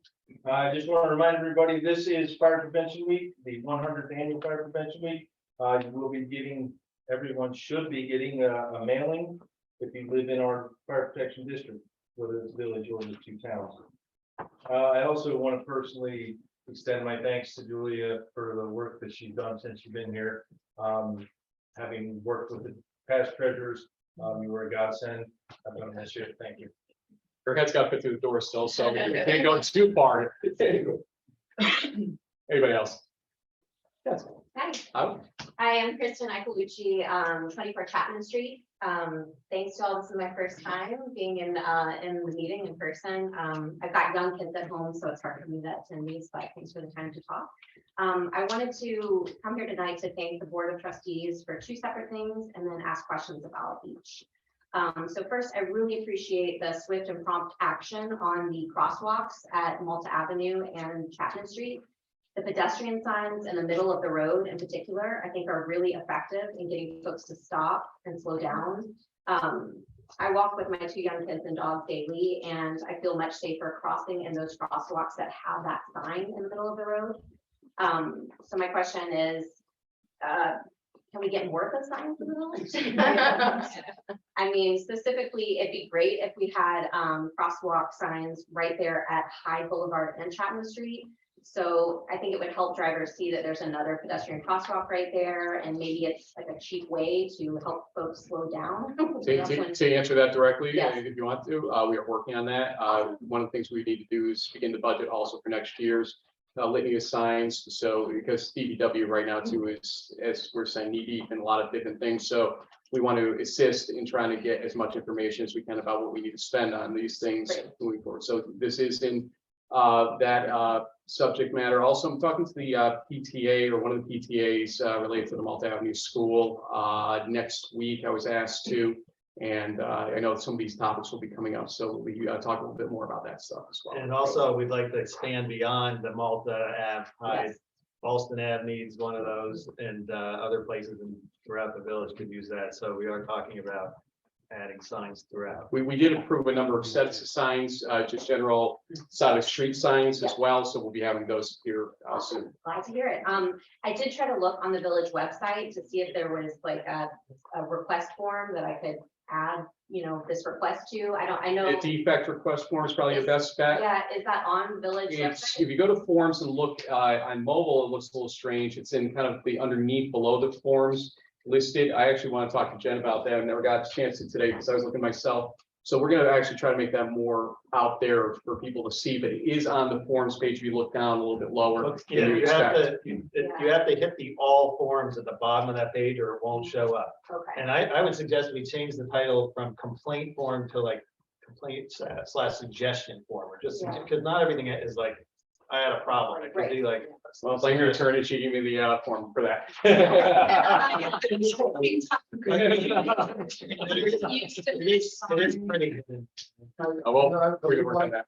to add to this conversation, the pedestrian in the street will initially slow people down. It usually takes about 90 days for people to get used to it, and they'll drive the exact same speed they were before. Also, they have to be removed in the winter. They can't be out in the streets during snow and ice removal.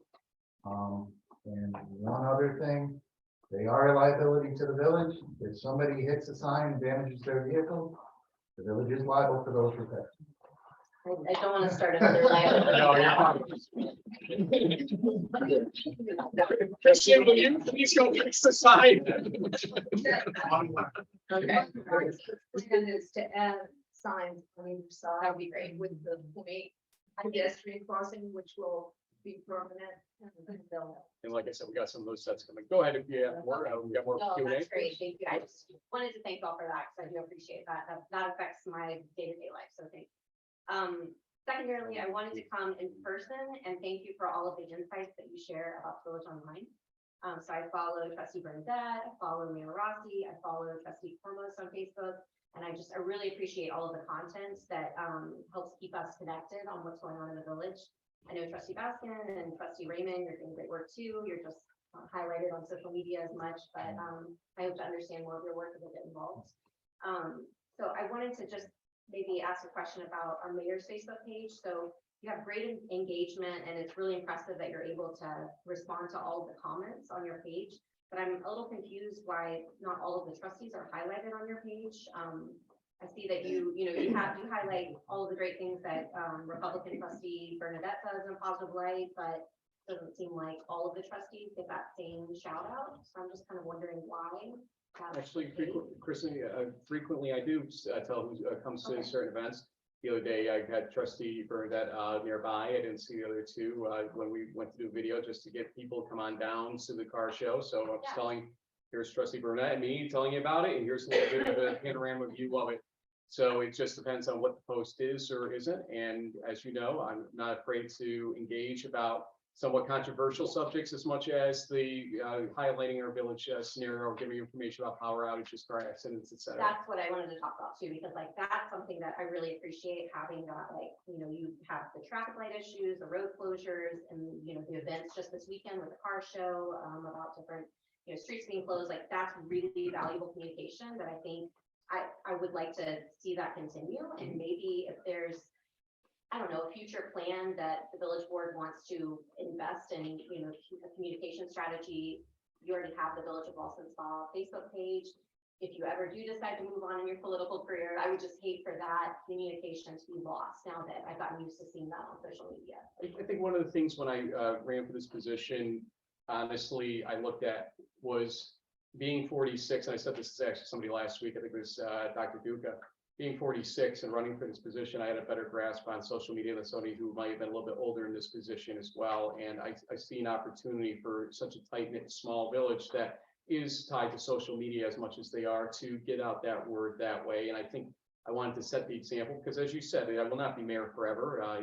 These meetings probably make that a little faster that I want to get out the door than anything else sometimes. But I love what I'm doing. I love the Village of Ballston Spa. I love the opportunity I've been given here to lead you. So I say tongue in cheek, but I do want to set a standard, and hopefully anybody that you vote for down the line, if you're not going to vote for me or if I'm not on the ballot, is going to keep up that standard, because I think that level of information you do deserve as the residents of the Village of Ballston Spa. I would like to add, I sympathize or agree with some things you're saying in terms of that kind of information really would be good to institutionalize, to have through an institutional channel, like a newsletter that we're doing. But Facebook, I don't know if their staffing will permit it, but that, like in case you're not here or whatever, it should be institutionalized, and also it'll be less political, and so if there's a way to put all the helpful information you're putting on your Facebook page, put it on the village page as well. And maybe you're doing that already, but that would be great. Well, the one thing I think everybody in this room knows is that we're not going to agree with what content goes on that main page if our lives depended on it. And so my page. Why not? I mean, Liz. notices about traffic, et cetera. We don't agree about putting that. Liz, I'm not gonna go to you guys every time. Right. When there's an absolute emergency scenario like the power outage one time, I did ask for it to go onto the village page so people have the information. Now, the things that are a little less, let's say, universally agreeable, I don't try to push that out there out of respect that there may be disagreement on this forum. And so, but I will push it out on mine. If people want the information, they know where to find it. I'm not doing it as some kind of tool to get myself out there. Some people say I'm doing it legitimately, getting you the information because you deserve that information, honestly. You should have your own site, but also the village should have its official site with official information. Like you can say whatever you want on your site, but let's have an official site with village business. I think Jennifer does a pretty good job with the stuff that needs to absolutely get out there in terms of information. I let her run that without much authority from me as to what does get pushed out there as well, because I shouldn't be the only voice determining what goes out there. And I like the balance she provides as well. So that's why I try to do it that way. But thank you very much for pointing it out.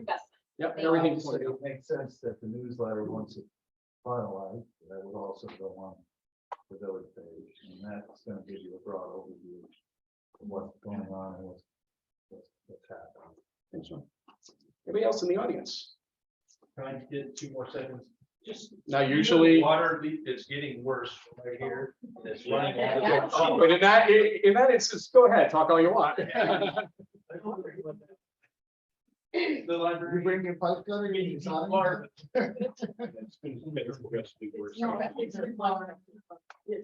Well, yeah, that's my own reason, but somebody should fix it before the falls in Florida.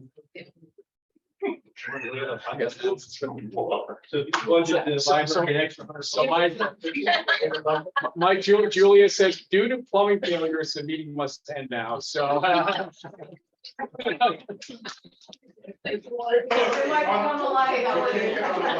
Yeah. Anybody else from the audience? Christine, go ahead. Okay. I'm gonna, before I begin, okay, I just want, please, let me get through this. No comments, no questions. Please wait until I get to the end, okay? Because I really want like 3 minutes. I got this time. And I respectfully request that you hold any questions or comments or whatever until I'm finished. So I'm going to begin.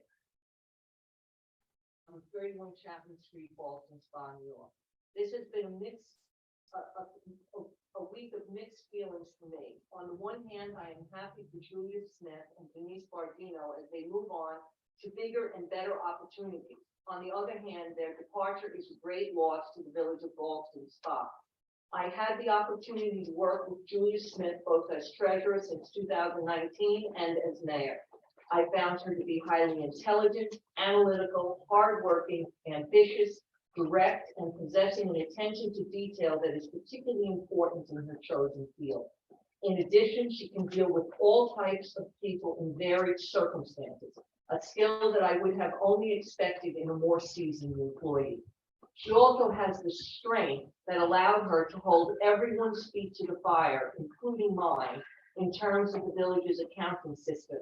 She is an ideal finance person, treating our money, by this I mean the residents of Ballston Spa, as if it was her own. She runs a tight ship. Denise Bardino, who joined us later than Julia, has the same work ethic, attention to detail, practical smarts, and an openness that allows her to deal with the public, even when the public isn't behaving very well. They were a formidable team. When Julia arrived in 2019, she walked into an accounting nightmare. You will recall that we had 4 years when our required annual reports were not filed with the Office of the State Controller, and 2 successive bad audits from that same office. Julia worked under Mary Lasky for over a year, and between Julia, Mary Lasky, Larry Woldright, and the village trustees, the accounting system was righted and remains that way today. To ensure that we didn't backslide, the village board introduced regular independent audits and ensured that the admin system, which is required by the New York State Controller, is utilized in our accounting practice. While I would never pretend to be a finance expert, I do know that municipal accounting is a different animal than accounting in other businesses and organizations, and learning it requires a steep learning curve. Julia trudged up that curve with Mary and Larry and is now the expert running the accounting show. As the village looks to replace Julia and Denise, we need to be sure to employ people with credentials and skills in municipal accounting. The people we hired are not going to have the same learning opportunities that Julia and Denise had. The village of Ballston Spa is a $4.5 million business. We need people with appropriate professional skills and experience to run it. And we need to be prepared to pay for these skills. Finally, I hope the village board will collaborate on the selection of our treasurer. That is what we did when we hired Julia, and obviously we achieved a positive outcome. Thank you. Thank you.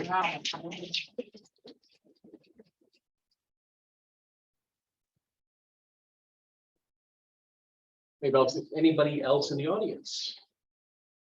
Yes. So my name's Renee Russell. I'm actually the director of the Radiation Oncology Center at Saratoga Hospital. And I'm here in support of Christine and Kevin Myers and everything that they do at the Ribbon Cafe.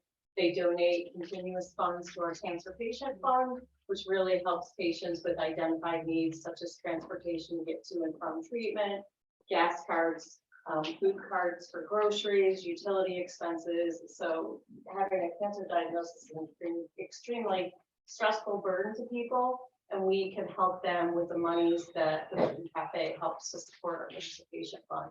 So I can't say enough about how much it has really impacted what we do for patients in this community, which I know there's many people in Ballston Spa that seek care at our cancer center as well. So it's just really important. Also, thank you for your work as well, because I know that it's not an easy job. Thank you. Yes. Gina Morosi, Channel Glory Lane, Ballston Spa. Just to second what you just said, I mean, what they do at Ribbon's amazing, and I'm baffled that because one person complained, an entire event was going to be moved instead of saying, well, we'll do a better job of notifying, or we'll do something like that. You're willing to move the entire event, and I don't understand that. That's not what I really wanted to say, but keep up the good work. Regarding item number 11, N, Village of Ballston Spa Committee Policy. Carla, I'm curious, this as written come into play under section 4400 of the New York State Village Law? You're talking about the duties of the mayor? Yes. No. It doesn't conflict with it at all because committees can be created, correct? Many committees can be created as you want. Many people can apply as you want. But it's the mayor's responsibility to bring the people's names up for vote. Is that not correct? No. They said it was. They being who? New York State. Who from New York State? And you want a name? I'll have to get it for you. I'm just wondering, as council of the village, I mean, I've had a conversation with almost all the trustees up here. 4400 outlines the mayor's responsibilities. The committee policy you have right in front of you, my understanding is not the committee policy that's going to be presented tonight. I did make significant changes to the committee policy. Okay, because there was a section there that directly I felt. It's all probably gone. Okay, gotcha. Thank you very much. Okay, who else? Bob? Bushman, Church Ave. I'm speaking in support of Ribbon Cafe. You guys do wonderful work there. Over that block, I don't see what the problem is. It's more of a problem with Front Street than it is in that street, in my opinion. Motion N, we're gonna be able to public comment now. Then there's gonna be talks of who's gonna change, but I think if you have comments in general, this is the time to make them. We don't know where we're landing exactly on it. And again, I'd asked for information as to what should go on the agenda on Friday. Nobody had the courtesy to get back to me, so I had to default to what was originally asked for. So that's why it's on there as it is. And I think the appropriate time to talk about it is when we get to N. So there's changes made. Do you get to speak in public? if there's an absolute desire, I can throw it open to the floor at that point, but I would prefer to try to keep it between us at that point. We've gone over this 2 straight meetings. I think we've belabored this, but if you have general ideas or thoughts, feel free to say them now in your 3 minutes. Well, what I want to bring up is that we've had several members of the public speak against this. And I hope you guys don't run deaf ears on that, because members of the public are speaking saying we really don't need this. So I urge you to take that into consideration. I urge you to vote accordingly. Thank you. Anybody else in the audience? Yes. Yes, hi, I'm Lori Hurley, 10 Lakewood Drive. I'm here also on behalf of Ribbon Cafe too. Just that, I mean, I go there just to have lunch. Food is absolutely delicious. Here. And I have, it's very good. And I have driven by when they do close off the block. And I just think it's a wonderful event, you know, so, I'm just here to support them. They're wonderful. Amen. Thank you very much. Anybody else in the audience? Yes, Chris. Chris Duke, 6 Cameron Drive. Yeah, I always come to these meetings with the agenda in hand. I get a little surprised. So what I feel I need to talk about at the moment. And again, I'm in support of, the Ribbon Cafe. And we're talking about a lot of things that make this community a great community for families and for kids. The Ribbon Cafe is one of them. I remember bringing my kids in there. I think that's one of the few places we haven't had a chance to do that in the village. And I remember they had those little chocolate bombs that melted in cider and hot water. And you had some that were sitting there for a little bit. You do some extra ones my kids' way. And just again, it's memorable experiences like that. And I want my kids to be able to say, you know what, I remember that growing up. And that's what I loved about the village I grew up in. The birdhouse is especially as well. My kids participated in that. All 4 of them did a birdhouse. It was great to see them up. It was great to see them voted on, the most original, all the different aspects that they voted on them. So I gotta be honest, it's a little bit painstaking to see such minutia thrown at all the little semantics that go into this program because of worrying about EPW work hours, worrying about insurance, worrying about are they going to be falling down? I remember during COVID, just wanting to get out, get some exercise, hitting the gym for this trail, not even knowing it was there and going down, and then being surprised, oh, here's where a lot of these birdhouses that were taken down and now hanging upon this trail and they're being forever preserved in that aspect. So again, we have some new people here tonight telling you this is their first time coming to a meeting. And it is, I'll be honest, a little bit embarrassing if this is their first meeting and they're hearing about liability, nitpicking. That should be something that, again, this should be communicated outside of the meeting. Voted on the meeting, yes, but communicated outside of the meeting, not catching a member completely out in the open on this. And again, I give credence to everybody, every member on this community or on this board of trustees. I've seen you out in the community. I'll stop, I'll have conversations with you. And I've never walked away from a conversation thinking, oh, I can't stand that person, or I can't stand what they do. Again, I think it was brought up in the last meeting with Village of Friends. I've always believed in that. And friends don't always get along. They'll never. I don't have friendships. They still have some, I haven't invited me to their wedding, but you know what? They're still my friends. And that's the reality of it again. And I am proud of this village. I'm proud of this community. But again, it's these meetings. Every time I come to them, they just, again, a lot of this could be done in such a way that was more positive and forward moving for the village. Whether it's talking about moving an event on a street or again, a cafe, that's just a wonderful place. I mean, the mission statement, and again, the experience is what it brings to this village. The birdhouse is what it brings to this village. 20 seconds, Chris. And I would probably say with motion and again, I've been against that since day one. If you want to worry about the birdhouse, put a committee together. People would discuss what could be done about it like we did with Wiswall Park. But again, when you have such a long stipulation, and I understand this is just what's presented now without an updated policy. Again, this is just a control measure to decide who's sitting on these committees. And I know you want to get more people involved in the committee, but I'm going to tell you, this is the wrong way to do it. Again, we are a village of friends. We do come together when we need to come together. But again, you don't want to stipulate and regulate who can sit on that committee. You're not going to get people, you're just not going to get people involved. They want to get involved. Thanks, Frank. Anybody else in the audience? Mayor, you skipped one new business. There's no new business listed, and I actually mentioned it while you were still talking. Anybody on Zoom? Here we go. Keith, I'm shocked. Go ahead. I'm sure. 38 East High Street, Ballston, Spa, New York. I want to reiterate the fact that I think it's really important. Bob Bush mentioned it in the last meeting, to be able to bring down the rhetoric, bring down the politicizing, find ways to work together and not use every opportunity to just kind of score points. I really enjoyed hearing the last speaker. I didn't get his first name about what he was saying. And I think that I agree with much of what was said, but I would also invite over the course of time to be able to look at historically what's happened in the village and what's happened at some of these meetings and what's happened in some of these committees that hasn't realized our full potential in our village of friends. And when we don't realize that, we necessitate being able to look at ways of putting in processes that will prevent things from working out differently than the way they aspire to be. One example is the Birdhouse insurance issue that was spoken about. And Carla said, hey, we've got an indemnification here. Well, Ask is a relatively new nonprofit. It hasn't filed any financials with the IRS. It doesn't have any financials on file. To indemnify someone, I did contracts for 30 years, to indemnify someone means you're going to pick up if there's a loss. Well, if there is no insurance and if the nonprofit isn't viable, financially viable, they're not going to be able to pick up a loss. So it's not something that is an enforceable contract. So I think that that was a point that might perhaps should have been discussed as they were talking about these different liabilities and so forth.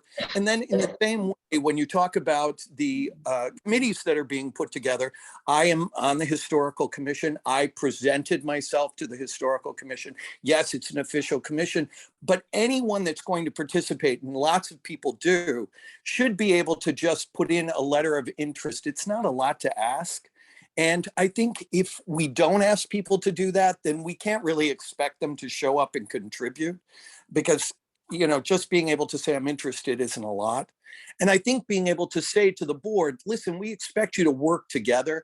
I get you come from different political beliefs. I get you want to get to different areas, but we expect you to work together. And lastly, I want to reiterate what Christine said. Julia and Denise have done an amazing job. This board has, since it's been put together over the last 4 years, has put away $3 million, almost $3 million in a fund balance. They balanced the budget. They put together the financials for 4 years. That is because of skills people had, skills that Julia worked with Mary Lasky and developed and grew. And I'm thrilled she's moving on to something that hopefully will be better, but I'm sad that we're losing that expertise. And it's important that we retain it if we're going to be viable in the future. Thank you. Thank you. Anybody else on Zoom? Last chance, going once, going twice. We will have another public comment session after the motions. And I'm assuming it's still his hand. Okay, and it looks like we are good to go. So. Can I get a motion that the attached budget transfers be approved? I'll make that motion. Trustee Fandesa? I will second it. Discussion. I'm a little confused as to the necessity of the 120,000. Is that my understanding that's for a fire truck? No, so I'll kind of just explain what is in my budget transfers. So about 3 years ago, this will be the third year, I believe, that any funds that were budgeted that the fire department did not use would be recognized in the next fiscal year. Because at that time, in the fire protection contracts, it was stated that any fire protection revenue or money that we received from the towns had to be spent on fire department related expenses. That first year we did it, we didn't have much unused budget or unused funds for the fire department. Last year was the one with significant value. I believe combined it was about $40,000 to recognize that in fiscal year 2022. Those monies were just put into the budget if they were to be used on any yearly expense, any, general maintenance, any, maintenance for the buildings, whatever had the fire departments, allocated it for, that was what they chose. This year, since it is the third year that we've been doing this, they have accumulated 120,000 of unused money from fire protection. And then we did have some budgeted from fund balance at the beginning of our budget year, but those are the funds that they did not touch. So this all goes along with the fire protection contracts that we do have with the town. The monies were generated from fire protection from both town of Milton and town of Ballston. So it is assumed within those contracts that it be spent on fire protection related expenses. So I guess why are we doing this instead of a restricted fund? Carla, Mr. Mayor, take it away. about the reserve account? Yes. So, the mayor asked me earlier, I saw all the emails back and forth, and the mayor asked me, about this whole idea, and I actually brought up some things with respect to reserve accounts and reserve funds, and Julie is aware of And these, you work on these frequently? with fire departments and in other municipalities. There are different kinds of reserve accounts. You have your type kind, you have your kind, which I don't know why they call it that, but that's what they call it. And it's a process, you know, there are certain kinds that you have to create under GML Article 6C that talks about having a permissive referendum to create the fund. Then you have others that say you have to have a permissive referendum when you take money out of a fund. If it's in a fund, you can only use it for the actual reason that it's in there. And so there's a process to go through. One of the things that you might want to do in budget season is, which we do in other municipalities, is say X number of dollars goes into a fund, into a reserve account, an equipment reserve, or a repair reserve, a capital reserve, however you want to do it. And then that part is in there and it's kept for like fire trucks or something down there. But it's not something you can just create at one meeting. When he said it to me as I was driving to Amsterdam, so we can't really do that tonight. So that's really, it does restrict the funds, and if it's the kind that says you have to have a permissive referendum every time you take the funds out, you know, that's at least a 30, 60-day process. I spoke to the comptroller's office and they suggested a restricted fund balance, which would be. That's not a reserve account. It's not a reserve, it's a restricted fund balance, and he sent me some stuff, but I didn't have a chance to read it because it was late afternoon. And that's what they recommended we do to segregate the fire funds from our fund balance, our general fund. So the problem ultimately that we're running into is this: the town of Ballston's comptroller a couple weeks ago requested detail to prove that we are following what is in the contract with the town of Ballston with respect to fire funds. To have it located currently in the general fund balance is actually in violation of the spirit of what they've asked for, because realistically, this money is supposed to be in fire lines. Otherwise, technically, the village of Ballston Spa could spend this money in any way, shape, or form it cares to.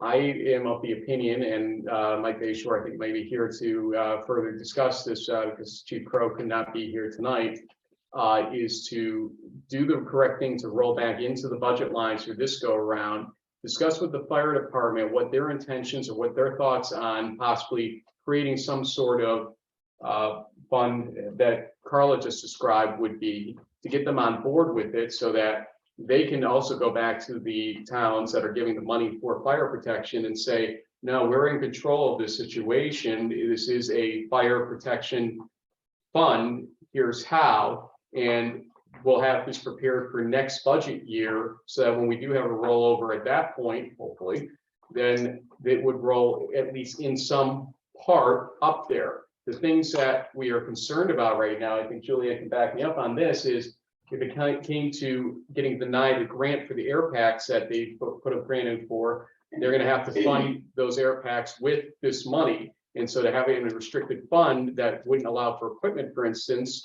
would be a problem. We have a $23,000 repair that came up that we're going to need to take care of as well. And that's just an example of the things that unfortunately come their way with the equipment and the uniqueness of it. And so we can't go restricting funds here very easily without possibly creating problems, because we don't have the full foresight to know what's next. But we can do some balancing act in the future to give them the breathing space they need while doing the planning for a truck, for instance, down in the future. Mike, do you want to give any input? Yeah, thank you. So again, there was significant amount rolled over from last fiscal year, basically due to, we did plan for purchasing air packs, but then we held off on it because we submitted the grant. Again, we've gone through this grant year with our, hiring a grant writer.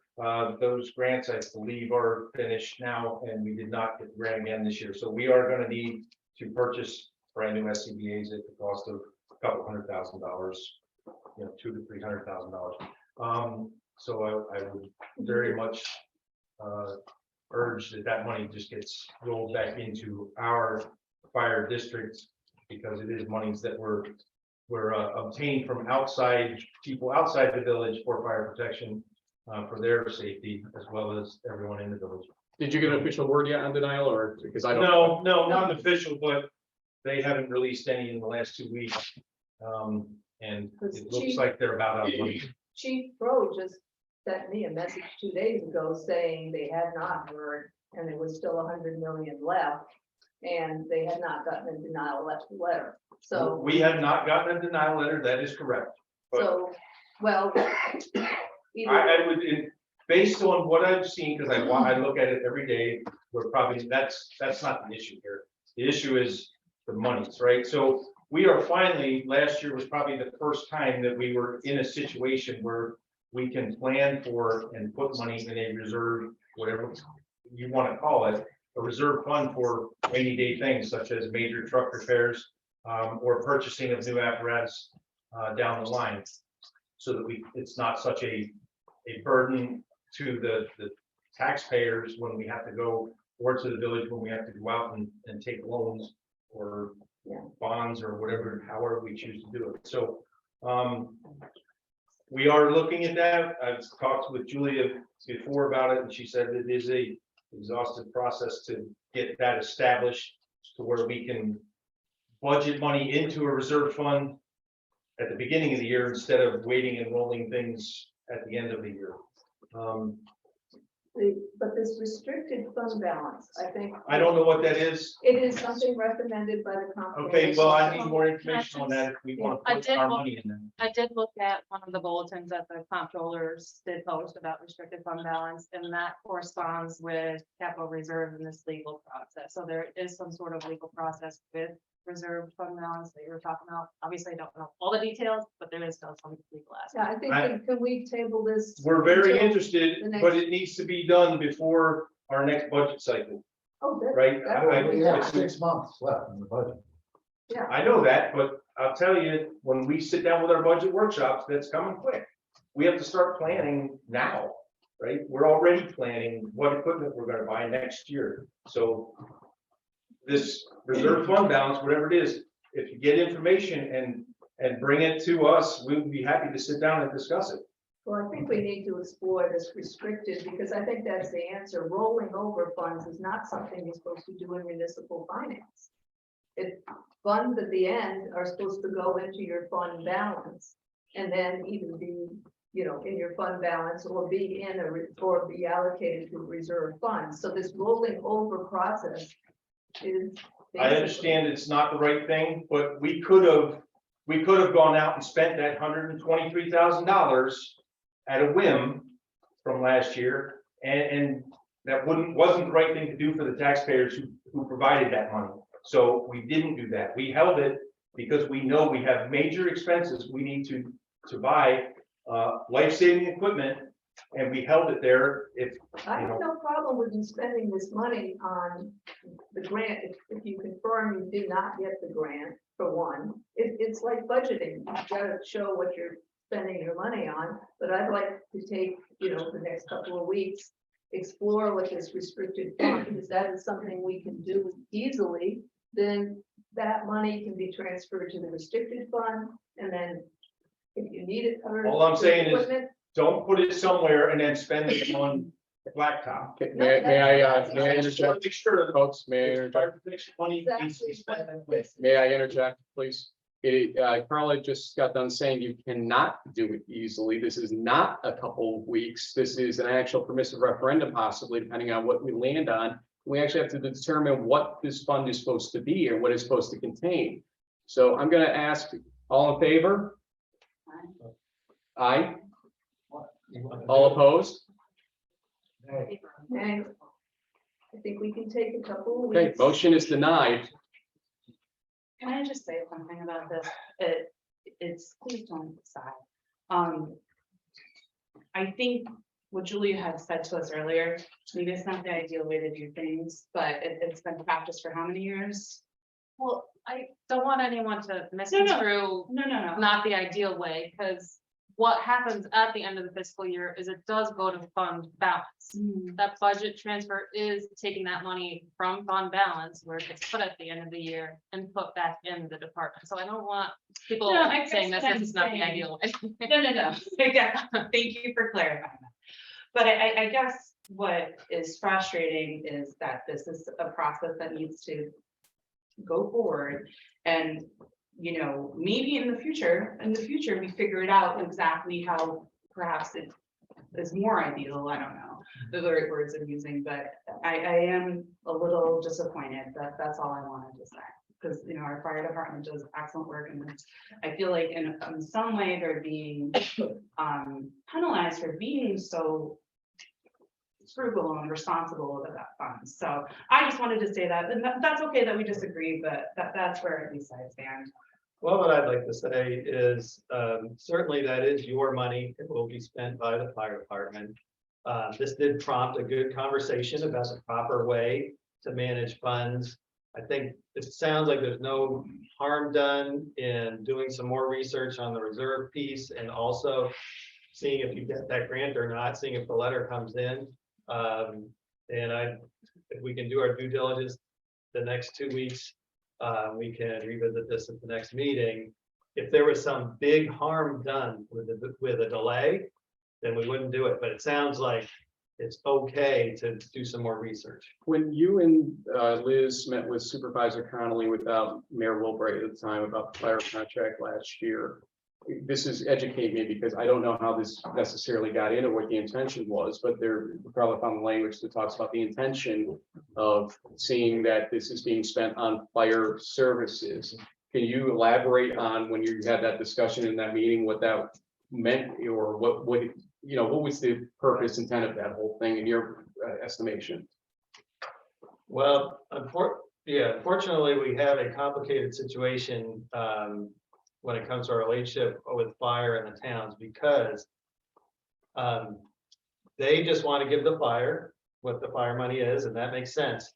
And it's ambiguous what the standing of our firehouses are. So firehouses are owned by the village, and so they don't count as fire resources, but there is some money that needs to go toward the firehouses. And so that was where the sort of complication in terms of is all the money going to the fire department or not? And yes, they do want all the fire money to go to fire, and I think we all agree with that it should all go to fire. But that was sort of the ambiguity was, all right, where does the firehouse fit in with that? What is, or at least in that meeting, what did you convey? Did you think that the firehouses should have been considered part of fire service or not? I mean, you can't have a fire service without a firehouse. So, but their accountant, you know, Comptroller. Or well, It's a comptroller now. Someone left. Yeah, Jeanette. Okay. Yeah. She, you know, according to her by the book piece, is those firehouses are not fire department property. Therefore, whatever you spend on those, and you know, it can be a significant amount of money, doesn't count as the spending on the fire department. And then we argued, well, it should. But according to her rules, but you know, I'm not an account, it doesn't. And so that's how, so basically they wanted reassurance that would be, but I don't know how we manage the whole firehouse question in terms of, you know, it seems like we should get support for helping maintain the firehouses somehow. And I don't know if that was resolved. It's village property, Right, so I mean, that's so here's the problem ultimately for me, Ben, is we are currently in violation. I would estimate, because we have money that we are supposed to be accounting for, and we've held out to Ballston as being used for fire services, the accounting that she had to just provide, sitting in general fund balance. That would give the complete wrong impression of the intention for that money. And that's why I don't want it sitting there, because we are technically then in violation and they can use it against us at later times. I think there is no harm in the idea of moving this for this year, creating the funds, working with our fire department to figure out what the funds should look like and moving forward, so that they have every incentive to work not to blow the $120,000, whatever it may be, and come to a good solid conclusion working together with them, instead of sort of saying, this is the fund it should be in, and that's that. And then they're going to sit there saying, let's spend it. Let's just spend it now. What difference does it make? Anything we have left for this year? I think it incentivizes the right way. It says thank you to them for doing the right things here. And it does start the planning process for trucks that we know will be coming down the pike, but gives them the freedom to spend if an emergency happens without having to go to permissive referendum, which means they'd have to wait 30 days to spend outside of the characteristic of that fund, correct? Well, isn't there reserve or slash restricted fund where you don't have to do that and then just be separate and you have to do a permissive referendum? Well, I don't think we actually know that for certain. It's a legal. Go ahead, planning Carla. we need legal, Legal's here. Hi, legal. well, let's discuss Let's let this legal talk. offline, not take up this meeting. Well, I'm asking legal to talk, so please talk legal if you have something to say about this. Worth talking about. but freaking Okay. houses. Sorry. If you are going to do a reserve account, that's where the time period permissive referendum comes in. I don't know who you spoke with, if it was Sean or whoever at the comptroller's office. Eric, yeah. Okay, I'll pass the email that he Okay. sent me that has all the information on to everybody on the board and you, of course. And then that's what I'd like to have you look at it and see, is this a potential solution? well, to- I'm not the finance person, so I want to be clear on the record that I am legal. As it's been saying, I am legal. Hi, Yes, legal. I am legal. I'm over 21. I'm. Barely. He did suggest that we talk to our attorney about it. Hi, attorney. But I'm happy to talk. I'm happy to review anything from a legal perspective, but as far as the financial part and what should you do, but that is not my bailiwick, and I take no responsibility for how you manage your money. That's a great disclaimer. I'm so, well, and I want the public to realize that that's not what I do. Also, he recommended, given the fact that our treasurer is leaving, that we should hold off on moving any large What's that? amounts Water. of funds. Is there someone we can call? Yeah, that's kind of float. Oh, Like is Yeah. there? Water. yeah, that's. I don't want to have to go all night. Keep going. The contract, and I was involved with former Mayor Patrick with the Ballston Fire District contract, and preparing it and reviewing it, and the contract that you have specifically states that all sums shall be spent only on fire department costs and expenses and shall be exclusively for the furnishing of aid and fire protection and the use of apparatus, equipment, and fire personnel only. The one with Milton requires it in a separate fund. So I don't know which one you're talking about here, but Ballston, This one that asked us for the information this last week. Ballston, you're required under your contract that it is used solely for fire department costs and expenses. So you've already actually restricted it without restricting. We're that, so I mean, my question, and my legal question is, what is the concern with taking it from fund balance and giving it to the fire department? If it has to be used for the fire department anyway, does it matter where it sits? No, it doesn't matter, but there's a budgeting process from how they're going to spend their money. And we just go don't- through it every meeting, Liz. We At go the through end- that process. At the end of the day, New York State Comptroller recommended this procedure, the one that governs local government finance. The New York State Comptroller didn't write the agreements with the town of Ballston and the town of Milton, and the one in the town of Milton is going to reflect the town of Ballston's language. I was told flat out, it's gonna be a demand that they make in the next cycle. That's, whether or not it gets signed off on, I don't know, but I'm just letting you know. Your Mine is- recommendation does that. Isn't it the treasurer's responsibility to know where to put the money, and she recommended putting it back in the fire department budget? That's, why aren't you following the expert's opinion? So, are you saying New York State Comptroller is not an expert? Are you saying the New York State Comptroller said, hold on, Mike, are you saying the New York State Comptroller said you can't put it back into lines? No, there is, I don't think Okay. there's any legal ramification. However, they said. So Carla's This is the question, way- Carla's question is the salient question then. which is if you're restricted anyway, why aren't you giving the appearance so that when we have to do an accounting for this, it shows as it's in fire protection instead of in the general fund balance, which if I'm Bear Connolly or Scott Ostrander or whomever, I'm kind of questioning what the heck is that money doing down there and how am I being assured that that money's not being spent on something else? You have correspondence that he asked that question? We have correspondence that requested the accounting, yes. So we We show it. provided the accounting and we're basically saying, hi, we still got money right now in fund balance. The assurance is that we're going to be putting it back into fire and we're not doing that right now. You commingled funds and you're not willing to uncommingle those funds. Did it say in what Carla just wrote that it's required to be put into the fire department? Milton's requires, and I wasn't involved in Milton's drafting, but Milton's requires a specific fund. It has to be in a separate fund. Ballston specifically states, it is the intention of the parties herein that sums levied and paid shall be exclusively for the furnishing of aid and fire protection and the use of the apparatus, equipment, and fire personnel only. It is the intention of the parties that all sums paid hereunder shall be spent only on fire department costs and expenses. We agree to that. Yeah, it doesn't say it has to be. But my question, my question is, and commingling is a good term actually, because that's, you know, as an attorney, I can't commingle funds. I have to have separate accounts or I don't have a license If anymore. you put your IOLA into your main can't- terms fund, then you automatically are in violation. So while it's not a specific violation, I'm wondering, wouldn't it be easier for record keeping purposes if all of the fire department money was in the fire department fund?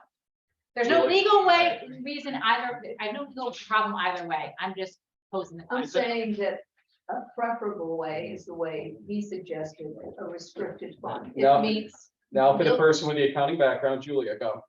I guess my concern, and you kind of brought this up too, Liz, is because I am leaving. If I put this in to the fire department for this budget transfer, hopefully it can get back as a motion and approved, that at least we know that the funds have already been put back into the fire department and we can create a reserve for equipment, building, whatever they want to later. It's two but- different things we're talking about. Reserves, yes, take a long time. It's a Right. future thing.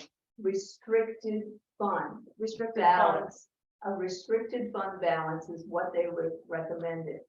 but that's also a legal standing that kind of coincides with a Well, reserve. so. That's what we need to explore. What does it take to do a restricted fund balance? Because that would solve the problem. Reserves are classified as a restricted fund balance in New York State. So there is no That difference. is, That's what I'm reading from the comptroller right now. okay. So Are we in violation of the Milton contract? I don't know where your Milton money is. It's in the fund balance. Oh, we're in violation of Milton contract. I'm not gonna say the village is in violation of anything. That would be an executive session discussion. So We didn't pass it. We're gonna look at it, we'll discuss it next meeting. All right? Ben, no, okay, so I'm gonna sit like this for a second. Well, This is why you're my separated. concern, just, Go ahead. my concern is, if, you don't have to sit like that. Well, Yes. the way that she just basically demanded you vote a certain way, I'm curious as to what you're Well, it thinking just- here. I guess I have two concerned reservations for not passing it now. One is, so Julie's leaving, so how long is it gonna take us to figure this out? And then two, Ballston is serious about seeing records. I don't know what the No, timing is, yeah. but they've been asking And for they it. asked us where the unused. I don't see harm. It's not necessarily the ideal, the best practice to do this, but I don't know that it'll, it's been done 3 times, so we can say, all right, this is it. Now we're gonna come up with something different and better. Which is what we worked on in the discussion with Kevin today, and Mike seems to have the same messaging tonight, is we want to work on something that gives them the comfort, gives the towns the comfort, and gives us the comfort that we're not just throwing money out the window on things that we could be planning for better. I mean, I'm a little uncomfortable just that it doesn't say what the money's for within the fire department. So I have a just breakdown of all the reports that I sent to Ballston, if you guys want to look at it. like this money that we're transferring. Yep. You Every account. you have specific line All the items, but it's not in the expenses, all the money. transfer description. Right, because it's about 27-page report. Well, the first one says, transfer funds for fire department equipment. But the rest of it just says recognize unused funds from FY 28 in the office. in the Yeah, fire that first equipment one is for an equipment motion later on, separate than the unused Oh, funds. The other ones are recognizing the unused funds for the chief's budget, the EML budget, the union budget, and as well as the fire police. But I have all the, reports if you want to see it. That Okay. explains and outlines all the money. Can I get a motion to reconsider the denial of motion A? All right, I'm all right. You're gonna make the motion to reconsider? Do you second the motion to reconsider? Second. All in favor of reconsidering motion A? Aye. Opposed? Okay. Okay, the motion is carried to reconsider. Can I get a motion, or now let's consider the motion under reconsideration. All in favor of motion A? Let's get a roll call vote, please. Trustee Raymond, Okay. trustee Cormo, Okay. trustee Baskin, I'll say aye with the stipulation that we look at this restricted fund as soon as we can. I know Jim's leaving, so. trustee Van Denza. Aye. Mayor Ross. By rule, I must break a tie. I vote aye. The motion carries. Thank you. Can I get a motion that Eagle Mat Lee Fire Company, number one, be authorized to expend the amount of $1,250 for a smoke machine? I will make that motion. Trustee Fandesa, I'll second it. trustee Baskin, discussion? All in favor? Aye. Opposed? Motion carries. Can I get a motion that Union Fire Company number two be authorized to expend the amount of $1,250 for a smoke machine? I will make the motion. Trustee Fandesa, Second. trustee Cormos, discussion? All in favor? Aye. Opposed? Motion carries. Can I get a motion that the fire chief be authorized to expend the amount of $2,250 for a fast board? I will make the motion. Trustee Fandesa, I'll second. trustee Baskin, discussion? All in favor? Aye. Opposed? Motion carries. Can I get a motion that the village approves the purchase of a 2021 Dodge Durango Pursuit vehicle under a municipal lease purchases for the fire department? Details of this purchase are attached. I will make the motion. Trustee Fandesa, I'll second. trustee Raymond, discussion? I'm trying to figure out, are we purchasing or are we leasing? So we're doing a municipal lease with this dealership, under the restrictions either imposed by the dealership or Chrysler. I only know this because we did this exact same motion a few weeks ago with the police, is that they need to have the approval by board motion in order to give us information on the municipal lease. Is that normal? I mean, generally you don't agree to purchase something and then find out what the terms are. And it's not. You know what until the we- rate, you know what the rate is? I know what the rate is solely because we just did this with the police and it's about 6.39% as a municipal lease rate. It's kind of high and it's going up in 2 days. Well, and I understand the urgency, but do you have an idea of what that lease is gonna be based on what you did with the other vehicle? So I'm still getting information on the other vehicle. But it will come under budget what we had in the fire chief's budget. We had initially anticipated getting another Tahoe. Unfortunately, with manufacturing delays and not putting in orders for municipal leases, that vehicle originally about $50,000 is now going down to about 37. So it should be well within budget. So it should be within the, Oh, yeah, okay, it's absolutely. just that I just find it rather strange that we have to Honestly, I agree did to as well. purchase with a lease where we don't get any information on the lease terms and how much it's gonna be. I mean, I would never buy a vehicle that way. After 3 years, you don't realize how backward the municipal process can be, this. Well, is that? Wasn't there some background data in the attachments or at least the previous meeting, there was something on those that is similar, but I thought there was Yeah, something. I mean, Yes. is this coming from the seller? I'm not gonna tell you until you sign. I mean, I wouldn't work with a company that won't tell you the So details. this might be a little different because they're fully outfitted. This dealership, is targeted towards municipalities and emergency departments. So I'm assuming that's why it's a little backwards in sense, but these vehicles are fully outfitted. and ready to go, and they need to confirm that, you know, the board is interested in purchasing this vehicle before putting together rate lock today. So you answered my other question. There's not gonna be any add-on after for equipment. No, okay, that's good. All in favor? Aye. Opposed?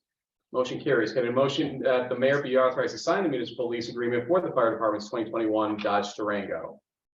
I'll make that motion. I'm gonna give it to trustee Baskin. I'll give you the second, trustee Raymond. It was really a tie. That was a tie. Discussion. All in favor? Aye. Opposed? Motion carries. Can I just say one thing? Julie, thank you for all your work on this. It's been a hurdle to get it. And thanks to the fire department for working with her on it, Yeah. because I know there's some consternation about how this was going, but I think we got to the fairest possible resolution on this as well. So Mike, send the things back to. Thank you to the board. I appreciate it. Thank you very much. Thank you. Everyone, to something else. So thanks, Joy. And thanks for taking care of the water. Shut off. If anything carries in the boiler room, right by the water heater is where I shut it off. So. Can I get a motion to send the Park and Tree Board letter on village tree management to all village addresses using money from the Community Forest Management Grant? Final version pending. There were a couple nits I think that we have to just finish up. Folks, stay with us here. I'll make the motion. I'll second. Trustee Baskin, trustee Cormos, discussion. All in favor? Aye. Opposed? Motion carries. Can I get a motion that the resignation of Julia Smith be accepted effective October 14th, 2022 for the positions of treasurer, deputy clerk, and deputy registrar of vital statistics? Nobody make the motion. What happens then? She can't leave.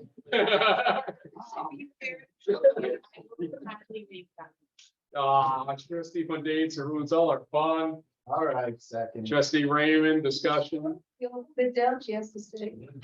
Mark Hammer's gonna call and take her. Again, with huge regrets and thank you. All in favor? Aye. Opposed?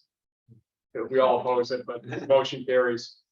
Got to get a motion that Donald Traver be approved as interim treasurer for the village of Ballston Spa effective October 17th, 2022. His role shall be in a part-time capacity and shall conclude after the training of the village's next appointed treasurer is completed.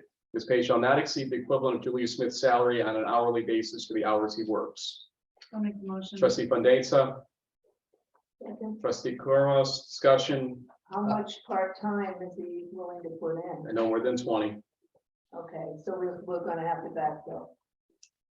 meaning in this case. We need a full-time person. Yeah, that's, he's doing this as somebody that wants to help out the village. It can't be as permanent gig. No, I meant as Yes. far as the time, he's only putting in 20 hours. Yep. We have a 40-hour position that Julie was filling. Understood. So how what's the We're plan? working on getting the Denise position filled too, so that we're not losing out completely in the accounting department. And we're in the motion right now to get a full-time treasurer, and Jennifer is working on that part of it. So we're working on making sure we are fully staffed up in these two positions. And like I said, I'm confident we will avoid the hiccup ultimately here, because Don is doing a great job. This is going to, whoever we need to hire, whether we need temps or extra help, we're not going to exceed their current budgeting as far as staff. If we ever had to get there, I'm going to come to you with that, probably by email first and then, okay? That's what I'm trying to make sure of. The Denise position might be a little tricky, but I'll keep you guys informed again as I know more, okay? All in favor? Aye. Opposed? Motion carries. Can I get a motion that the resignation of Denise Bardino be accepted effective October 18th, 2022 for the position of senior account clerk / typist? Again, sadly, I don't make them. Trustee Fandesa. I'll second. I'll go to trustee Cormos. Discussion. Yeah, Denise, I'm gonna miss her as well. The pep she shows in the morning when I walk through the door, good morning every time, smile on her face. It's not just for me, it's for anybody that walks through that office door. So, yep. So all in favor, sorry. Some kind of payroll firm of some sort, and she's got great talent in that, as we know. So, hey, again, people noticing our great employees in the village of Ballston Spa. All in favor? Aye. Opposed? Motion carries. Can I get a motion that the mayor be authorized to execute agreements related to the hiring of temporary and/or employees, permanent, it should be revised to, employees to fill the duties of receptionist, data entry, and/or deputy clerk to assist in providing village office building coverage in the absence of Denise Bardino and Julia Smith. I'll make that one. Trustee Raymond, I'll second. trustee Fandesa, discussion. You just said be clear and permanent. I think temporary is fine, but for permanent, the board needs to be involved and as Christine said, the whole board was involved in the hiring of Julia. And I think we need to be involved in seeing the resumes and interviewing the finalist candidates. Madam Attorney? Well, the receptionist and data entry, those aren't appointed positions, right? Those aren't civil service. Is this where we're dealing with civil service and everything? We are not sure yet if we're going to Right. civil service or not. So that position, I could say yes, but I mean, for Julia's position, if this is this covering Julia's position or only Denise's? It says Denise Bardino and Julia Smith at the bottom of it, so. So the receptionist and data entry, that's just a regular job position, I would presume, because you're not doing civil service, although I'm not sure about that because I know we are talking civil service. The deputy clerk, the mayor has the authority to appoint the deputy clerk without approval of the board. Right. So I just want to make it clear that we're just not saying go hire whoever you want. We'd like to have some input and you know, because our main Treasurer was not in function that, to answer your is question. Right? financial. Treasurer was not in that, just to answer the question. Yeah. Well, so you're landing on what exactly here? I'm landing on what is the receptionist and data entry position? We're determining how to fill Denise's role. Now we have an opportunity to maybe reconsider who's got which roles in the office. And not necessarily, was it a good idea to give Julia all the deputy clerk duties, et cetera? So my legal position here is deputy clerk, you have the authority to do it without board approval. Okay. Receptionist and data entry, however you normally would hire someone, that's not an appointed position, that's just a regular employment position. So however anybody would be normally hired, that's how you would go through that process. But the motion is to allow the mayor to execute agreements related to the hiring. Not quite sure what agreements, because you're not going to sign a contract with somebody. Originally, it was mainly focused on temporary. If you only take out the and or firm, Just leave it as temporary. fine. Okay, for whoever made the motion, do you accept the change? Well, Leave that- Just take out from it. It's not in there. Oh, okay. Take out. Employees, yeah. I think it was, Terry, who gave the motion? So you can keep employees in. Trustee Raymond did. Trustee Raymond, and you accept the change? And the second from trustee Fandesa, I believe. Okay, and she accepts that. All in favor with that change? Aye. Opposed? Motion carries. Okay, Christine, here you go. Can I get a motion approving the event permit for Ribbon Cafe, Kevin Myers, called Bringing Comfort and Joy to Cancer Warriors on Saturday, December 3rd, 2022, from 11 a.m. to 3 p.m. with closure of the alleyway next to the Ribbon Cafe and of Prospect Street between Thompson Street and Milton Avenue required, with limited DPW overtime required for the placement and removal of Jersey barricades on the Thompson Street side of the shutdown. Permit will be issued upon provision of insurance certificate to the village. I make the motion. Trustee Fandesa, Second. trustee Cormos, discussion. All in favor, okay, go ahead. No, just like you say, I think everybody here appreciates what you're doing and supports your activities in the village. And I'm sorry that you got the impression that that was otherwise, because that is not accurate. The one thing I'd just like to say, since obviously you do this regularly, which is wonderful, it would be good, and you may have this already, to just have a standard process for informing whoever you need for, like the neighborhood, EMS, fire, police, fairgrounds. Just formalize that because you're doing it regularly. So you might as well have a great process for that, particularly neighbors, eliminate the. So that's not my only request. But And I I will think do you should. that happily. Thank you. I'm sorry you did get the wrong impression, because I intended it as just, oh, maybe that might work. And that's all it was. Thank you. I don't know who took it and made it into much more than it was. All in favor? Aye. Like, Oh, I'm sorry, Sean, go ahead. I'll say aye anyway, so. Go ahead, just, Yeah, all I wanted to say is I wanted to make sure that Jeff is aware that he needs to. we talked, we already had this conversation, and he even talked about signage going down the hill to say, slow down, something ahead, road closure ahead or whatever, so he's Okay, great. fully on board with that. Thank Now, you. all in favor officially, aye, opposed, motion carries. Christine, thank you. Thank you. Can I get a motion approving the provision of water to the Iron Springs housing development in the town of Milton outside the village of Ballston Spa with the following requirements. One, the water main extension serving the project shall remain in the possession of the development ownership until such time that a water district be created and approved by the town of Milton related to the development. Two, such a water district shall be applied for within 2 months of the execution of an agreement related to this provision of water. Three, deed restrictions will be utilized to ensure payment to the village for water provision. And four, other terms required in the opinion of the village attorney needed to protect the village now and in the future.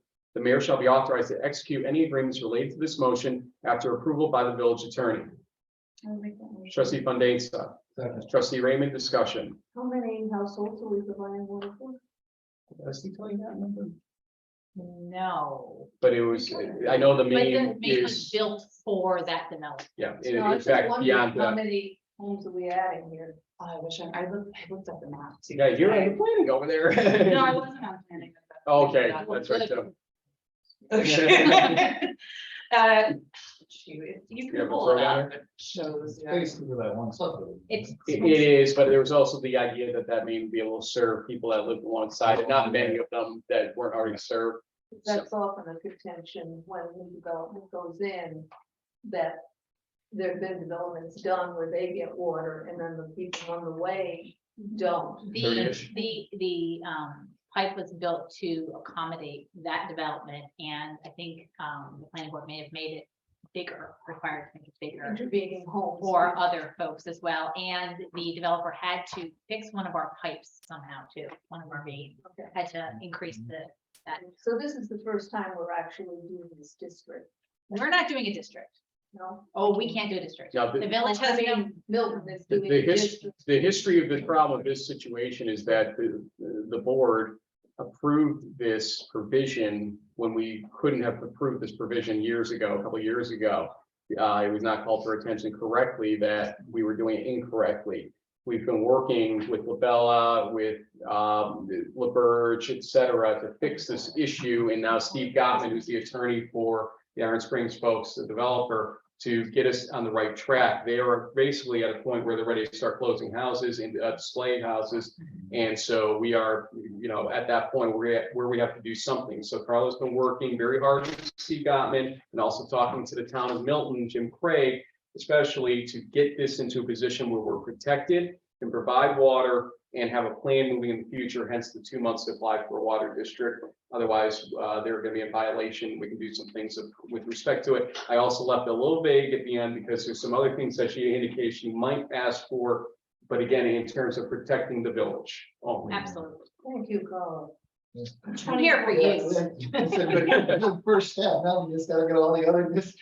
Yes. Well, that's part of the conversation. Yeah, whether or not they're gonna do a full R1 water district there. And again, trying to recreate water districts in Milton is like playing tic-tac-toe with no pen, no pencil, and hoping for the best, okay? 24 lots. Yeah. 24, okay. Okay, all in favor? Aye, opposed, motion carries. Okay, I don't even know how to start with that at this point, so do you have what you think is correct here or based on the changes? Passed it out. there. You have it. Well, but the question is, you were I went looking at it, through it. I know it, so. are you I'm okay always with paying it? attention to you. What are you talking about? Or- Yeah, is everything on this sufficient for you right now? I don't understand the last paragraph. Okay, the last paragraph. That's the one that the new one that you folks put in. I'll read the last paragraph before we go into motion. Note on this one. If board members have created their own committee or committees, then the committee's recommendations must be approved by the relevant board appointed committee if one exists prior to being submitted to the village board for consideration. Yeah, I can see why you can't understand that. Well, that's similar to, if we had created the whiz wall group.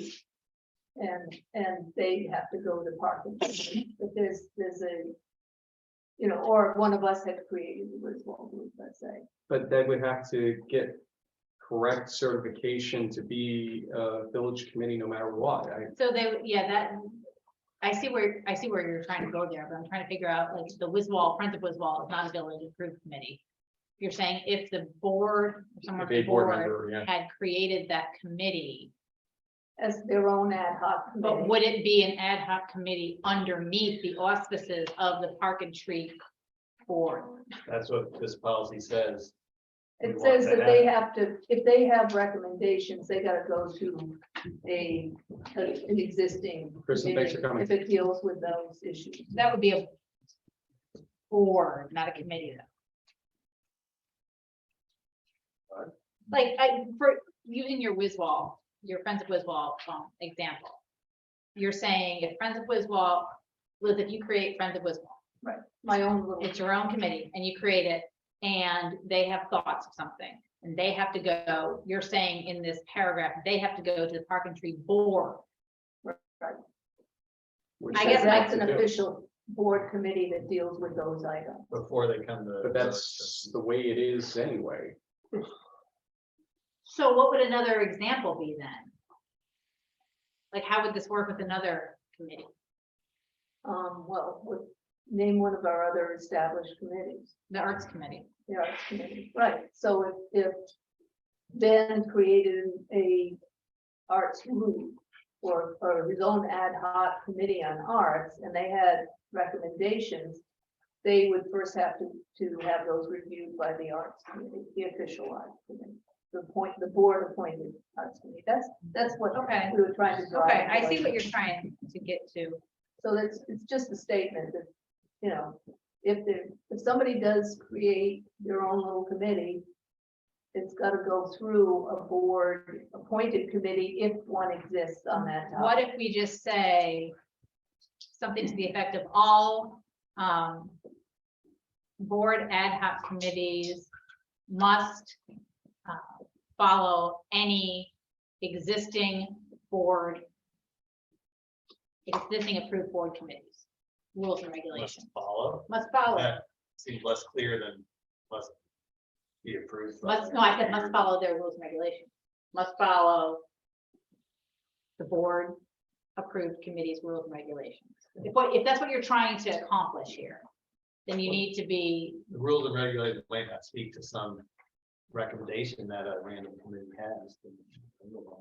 Unless, it's not about a rule and regulations, it's about a recommendation. what I'm trying to do is have something very simple at the bottom saying all village boards, all village rules and regulations will be followed, period.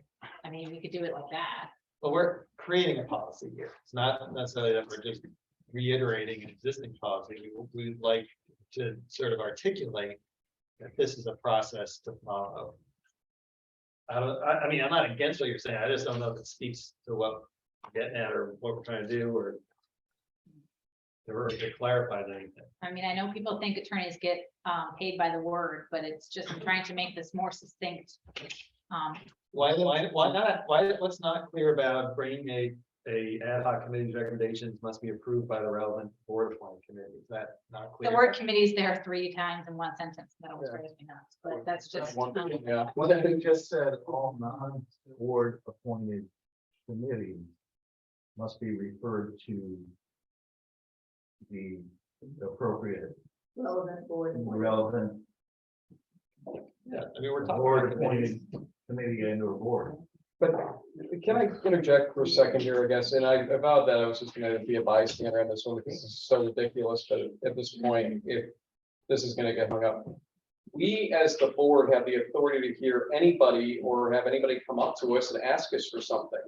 So they don't want to, or there's a time issue or something like that, they can come to us. And if on an emergency basis, they need something, we generally say, hey, sure, let's do it. Well, then we would have to say, no, you have to go first. I mean, that's what we do with Wiswall Friends. Yeah. Our first question is, have you gone to the Parks and Tree Board and have they approved your suggestion? And that, you know, we don't even want to hear from them until they do that. Well, That's but- basically what we're But we saying. don't shut them down in terms of, if she had an emergency, we would hear it. I mean, we are not that Well, undiplomatic. This about it. doesn't speak to every emergency, I mean, but it's just let's- that basic pattern that we've already done. Okay, just- let's just saying take that's this, how we should this do whole things. paragraph out and we'll deal with it as.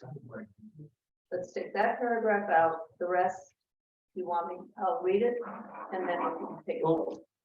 I think this paragraph is I think you usable, just, workable. I think, let's not argue, Yeah. we'll deal with it as board. Do you have any other concerns, comments before we move forward with naming this as a motion? Because I just want to iron it out. I had two comments that just were not answered in the very first and the second sentence where, ad hoc groups required for grants. I just asked why you included that in because it's basically already included in the first part. It says any committee, board, or other group hereinafter collectively referred to as committee that is not already described in village code, including committees, boards, and ad hoc groups required for grants.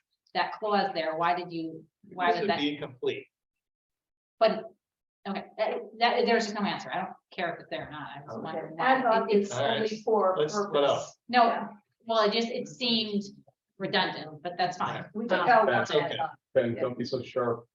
The attorney tonight, you were going a little strong. And then under board responsibilities 3, I did have a comment in there as to why that was in there. Were you intending on changing the committee at the beginning of a grant and the committee at the end? Why can't it be the same people in the committee? I'm just saying it wasn't answered. No, it's not, when grant application is the first stage, and you may need a committee to name, to put in a grant application. So What? she's looking at change forces. So- between the No, may not change, application but- Could you not interrupt Frank while I'm talking? No, please? and that's what I get that. I'm And just then wondering there's why. not the ability Okay. to expand the, whoever was on the grant application, they'll be welcome to, serve on the year-long grant committee. But we want to put out, there may be other people that want to. Then why was Ray not afforded that opportunity? Okay, we that did- it answered, that did answer. Okay, Thank you. so can I read it now? No, why was Ray not afforded that opportunity? I think it was just, Was asked to have a guarantee, You just said, and I said that was not something me as an individual trustee could give him. That would be a board action. there's no reason to think he wouldn't continue. The way I explain or understand this is, when you have a committee that's needed very quickly, you wouldn't be able to follow the solicitation and recruitment procedure that would be ideal, like publicizing a thing for 10 days and getting letters back and reviewing a letter. But after the emergency ends, and you've submitted the application, then you can go back and do that. So if there's a committee member created under the initial conditions, who, for example, doesn't submit anything about why they want to join, or if there's additional other people who do submit, then the committee could change in theory one way or the other. Liz, you Then we asked, did, Liz, you asked Ray, do you still want your name on the grant application? He said, if I'm going to be part of the process, yes. If I'm just a placeholder, no. It's the village's decision. Ray, your response, since I can't guarantee you'll be on the final village board endorsed grant committee, I will take your name off. I hope you apply for a position once the grant is awarded. It is too bad that you want a guarantee prior to the grant being awarded and the opportunity given to others to participate. And he said, you're losing a good resource. Thanks for the village's consideration. And I wrote him back, I hope he puts in. He wanted a That's- guarantee. I just read you that. I can't provide a guarantee as an individual trustee. That's a board action. But you have no intention of taking them off. No, I mean, I'd like him to be on, and I invited him on the committee, on the Park and Tree Board, I invited him on the pedestrian and bicycle plan. board. But I mean, isn't this an example of where this just goes off the rails? The simple No, it reason, isn't. excuse me, now it's my turn. Isn't this where it goes off the rails for the idea that you could have easily said, Ray, let me check with the board because I think you would be that asset. Do a poll around on the board and say, hey, Ray wants to know if you could stay in this committee after grants awarded. And I think all of us would have said yes. Instead, you basically try to make it over process based to a point that it's taking somebody that should be on this committee out and disinterested now in it. That tells me just how wrong this whole thing is. There wasn't enough time. To send an email around to us, There wasn't enough time for you to send an email around to the New York Forward Committee. okay, and Liz, Was we there? actually took 4 of your people, didn't we? So yeah, there was enough I'm time. not talking about how many people you took. You did not take the time to ask us as a board.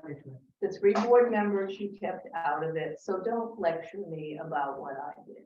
And don't lecture me about what I did, because at the end of the day, Liz, we accepted yours without even questioning, because you had some good members, you had some members that didn't fit.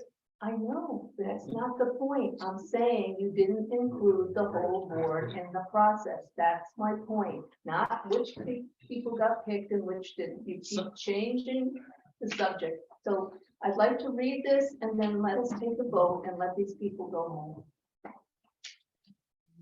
Village of Ballston. I haven't asked for a motion yet, so let me do it the right way. Thank you. Okay. Otherwise, we'll have a problem. Well, it has my name under it. Can I? Make the I just make the motion? motion. Can I have a motion to adopt the Village of Ballston Spa Committee Policy, see below? Okay, now it's gonna be amended, obviously, so if you want to read the whole thing, you're not even required to read the whole thing now. We could just quantify what the changes were. I would think she should be. the whole one. Fine. Sorry. I mean, everyone has it. Or it's on there. That changes. No, the changes. I don't even know if I want to. The latest version is on the table. I don't think we need to change it, but that's easier. Are we just changing the last paragraph? Yeah. Is that it? Last paragraph. How much you're paying. Well, is that we're related to That was change Liz's that? suggestion. Deleting the last paragraph. Yeah. That's fine. It's up to you folks. I was trying to make a complete record, but. Well, I think the record's complete with, can I get a motion that, to adopt the Village of Ballston Spa Committee Policy as amended in the sheet that was handed out to folks at the meeting with the final paragraph stricken? I'll make that motion. Trustee Raymond, I'll say. trustee Baskin, discussion now officially on the actual policy. Now I can read it. No, the whole idea here was to avoid having to read it because everybody's got it. Right. I mean, I think what he did, because if this passes, this is what's gonna be put in the minutes. Right. But we have an audience here who may not have seen it. They have.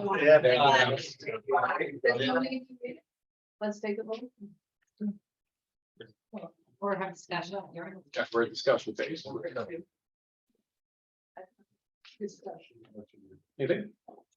I would generally, I've stayed consistent with this. I think this is overreach, it's over regulation of our efforts here at the village. And I mean, what was, it's even longer than the last time we looked at this. And I just find this frustrating, but yeah, that's where I'm at, at least with us. Roll call vote. Trustee Van No. Trustee Ballston, Yeah. Trustee Cornell, Yes. Trustee Williams, Yes. Mayor Rossi, sorry, That's good. It's okay. I'm falling asleep.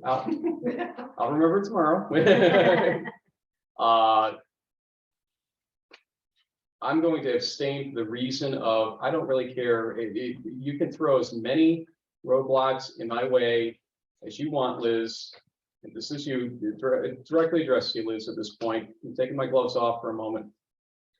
Ever since I've come into this position, every time that I've worked to succeed in getting something done for this village, you seem to, or even Ben in certain cases, seem to put something in front of me to try to block me from doing it the next time. And you believe that this is based on my desire to do X, Y, or Z when I'm talking to the community consistently to get things taken care of here. And to make sure that we qualify for a grant for $2.25–4.5 million with Bernadette, or to get things done. So you can keep putting red tape in the way of progress for this community, but every day, this community wants us to keep doing things, get things done for them, make progress happen for this community. This committee policy flies in the face of it in ways that are just, I used the word repugnant on you the other day in an email, I'll use it here again, repugnant. And it will not stop me from doing the things I need to do to make sure there's progress in the board and moving forward, or progress for this village moving forward. So have a great day with this policy. You just stifled our committees by doing this in every way, shape, or form. And that's on you. So let Well, me, No? can I speak? I find it a little ironic that you find it repugnant, because this is actually the informal policy, and I've been here a while. The informal policy that Mayor Romano followed, Mayor Wilbright followed.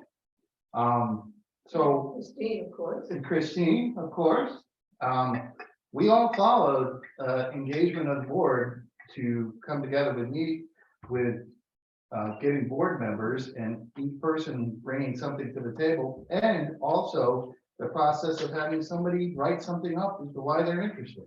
This is already an established process in previous administration. Really? Yeah, so the last time Liz applied for a grant, can you show me the applications for the boards for those grants?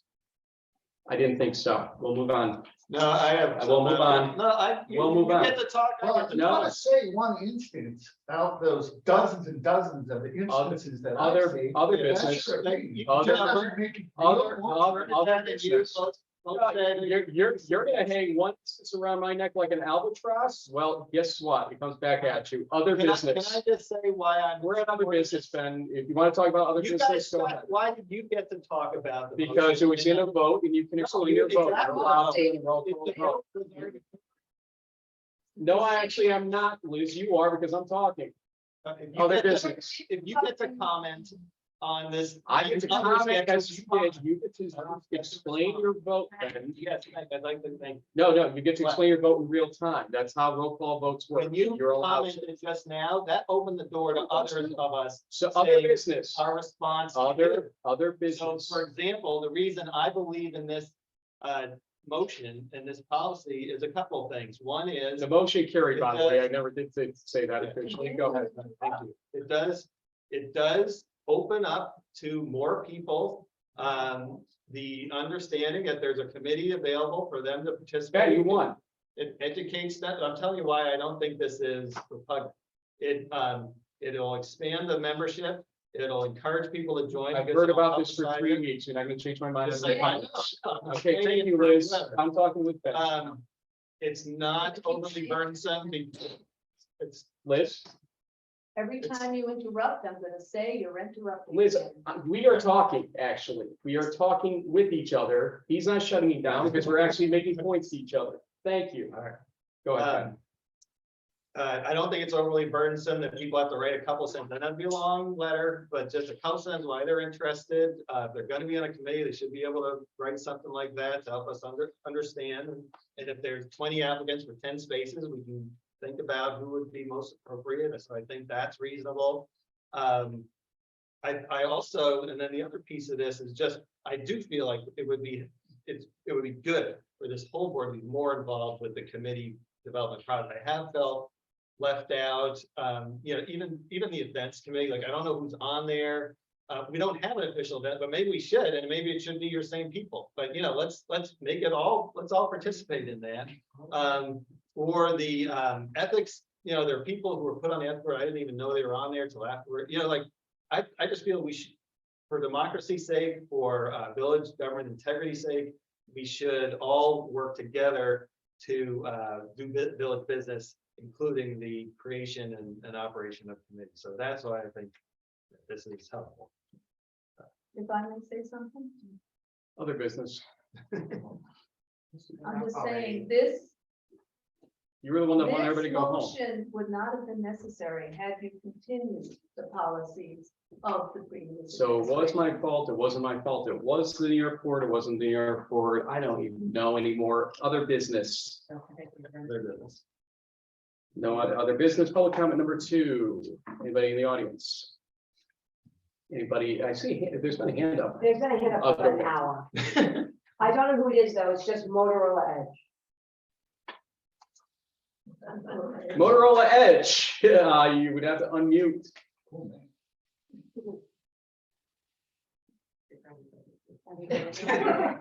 Try to wake them up.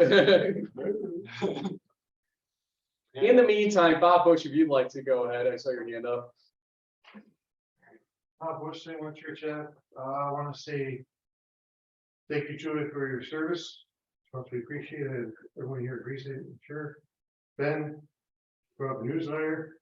I don't know why it took me after 6 months to say something, but thanks for doing that. What we just witnessed here, you guys, is ridiculous. We sat here, how long was it, 20 minutes? Going through the motion back and forth. Can't you guys, isn't that motion supposed to be read up by a certain date and published at a certain date? So why are we packing this out now? It should be done prior, so you guys just vote on it. And a lot of stuff you guys are talking about tonight should have been done email or some other communication method, not in front of the public like this. I mean, come on. The bickering back and forth, all this crap has got to stop. You got to find a way of working together. You got to find a way of communicating this stuff prior to this meeting. You guys can roll your eyes at me. You guys can go, oh, here he goes again. I don't really care and see what I have to say. This needs to get done a different way. You guys got to stop doing this in front of the public. This is why this meeting is going until 10 o'clock now. Because you guys are not doing it prior, not discussing things prior. You guys are doing it right in front of the public, bringing things up, surprising each other. It's got to stop. You got something you want to bring up to the other person or in front of the board, you bring it up prior. I can understand if it came up previously, like within the last, I don't know what day or that day. I get that. But stuff that's been around for a while that you guys want to surprise the other board members, that's a bunch of crap. You need to stop, you need to communicate better, you need to work together better and more in harmony than what you guys are doing. Because this 10 o'clock meeting, 10:30 meeting crap is sort of birds. This is the only board that I've attended that lasts this long. These meetings. All the other members of the previous administrations that I've attended, they're done well before 9 o'clock. Sometimes they've done over 9 o'clock, but well before 9 o'clock. Why can't you guys be like that? Why can't you guys work in harmony? What is the holdup, you guys? I don't care what this person doesn't like that person. I don't even care any of that crap. The fact is, all of us here, the public, the residents of the village of Ballston Spa voted all you guys in. Therefore, you all have to work together. Doesn't matter if you're Republican, Democrat, nonpartisan, whatever your affiliation is, it doesn't really matter. You still need to work together to get the job done for what the village needs. This bickering back and forth gets nothing done. This last motion end. How many weeks did that go? 2, 3 weeks? 3 meetings. Why? Why not? You should have done a workshop or something, so you can hack it out there. You're doing enough workshops as it is. Why not do that for that one? What's the difference? You gotta find a way of working better together because these 10 o'clock meetings needs to stop. These 11 o'clock meetings. It just needs to stop. Marilyn Stevenson, 45 West High Street. For once, I agree with Bob Bush. He said it very eloquently. We don't have 3 to 4 hours every other week to attend these trustee meetings. They have to be civil. They have to be cordial. They need to be a tighter agenda. The agenda needs to come out much earlier than, as an example, it did today. People need to be informed. And so I just would appeal for your sensibility. There's very few young people here tonight. And if you're looking to engage the next generation of village residents, you have to do the right thing to get them here. They're not here. I realize that you're much younger than me and you're here and it's great, but it's not the usual audience that shows up. And so I do ask that you be considerate for the village residents who want to see better government work better together in a more civil and kind fashion. Thank you. Marilyn, out of respect to the people that work in the office that put up the agenda was up Friday afternoon. And in fact, I had to ask for some clarification or clarity on this motion N because of comments that Carla had sent out the day before and nobody had responded to them. And so now I'm sitting with a motion that Liz had written, a motion or a set of comments from Carla, and I didn't know what to use. And I asked for clarity and nobody responded to me. So, Well, then I would just ask as a follow-up, because maybe I misunderstood. Maybe the problem is that the information that is posted on the village website is not mobile friendly. And that's how I access most of the village information. So if I'm not seeing it on the mobile device that I'm using, you know, I don't know the backstory. I'm just telling you, it was not there this morning when I tried to look for it. And the agenda, It was up Friday. well, it may be on your device, it may be on your desktop, it may be on somebody's, but it's not accessible. That's the point. And someone had mentioned communication, Kristen. You know, this is an issue we brought up with the Comprehensive Planning Steering Committee. This has to be normalized. You have to have a communication vehicle for all village residents. It's great if a newsletter's coming out, but something has to give here so you get the word out. We no longer have the Ballston Journal, have not had it for decades. We have no common media to communicate the nonpartisan vital information that must come out from the trustees. And we have to have that, be it social media or some other way. But we identified this as part of the missing infrastructure in the Comprehensive Plan Steering Committee. And one last thing, had it not been for the press release that one of our steering committee members had done in the paper a year ago, I would have never known or had the opportunity to be a member of the Comprehensive Planning Steering Committee. I have a background in planning for almost 37 and a half years, and I have lots of other interests, but I thought that was an important thing to volunteer for that group, and I'm so happy I did. But if not for the fact that they were welcoming to new people, and I've been here for 38 and a half years, then I would have never stepped forward. But I had a commitment, there seemed to be an interest and a willingness that they were looking for people. And so I've never volunteered for the village prior to this, never had time, too busy, too many kids to take care of, double career family. I'm just happy we're continuing a tradition to welcome new people, new volunteers to help the village with all of the things that are going on. Thank Thank you. you, Marilyn. Next up. Anybody in the audience before I go back to Zoom? Zoom? Yes, Mr. Otten. Go ahead, Ray. Oh, Okay, hey, Liz said, oh, here we go, just so you know. So go ahead. all right. Yeah, my name came up a couple times here. When I was in the midweek meeting that was held at the Village Hall, I was approached by Liz, and she said to me, "Hey, Ray, how would you like to be on the committee to deal with ADA issues in the village?" And I said, yeah, that's something that I would have experience in. I would be more than happy to participate. Next thing I know, I get the email that the mayor read a little bit earlier. So do you still want to be on the committee, on the grant committee? And we had talked, Liz, if I'm not mistaken, a little bit about what this would be doing on the committee. So I therefore assumed, and it was on me, I assumed that when you asked me to be on the committee, it was on the committee. I heard on the following Monday night that, oh, well, we can't guarantee these positions. So basically what you're doing is you're asking people to be placeholders so that so you can get a grant, but we really don't want you to be on the committee necessarily. We're gonna look at 100 other people and maybe have them on the committee. But we want your name there so we can apply for the grant and sort of, not be 100% honest about it. We're not necessarily going to use these people to work on the project. That's my take from it. And I'm sorry if that's, a false narrative, Mr. Raymond. You did say you didn't want any false narratives to be out there.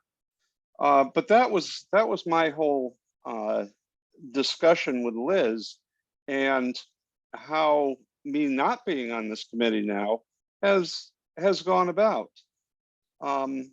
There seems to be a common denominator in a lot of the problems that we're having with this board.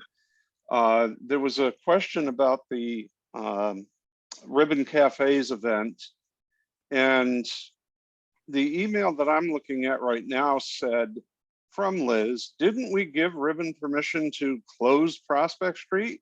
I seem to remember we did. Let them use the parking lot. That solves a lot of problems. That's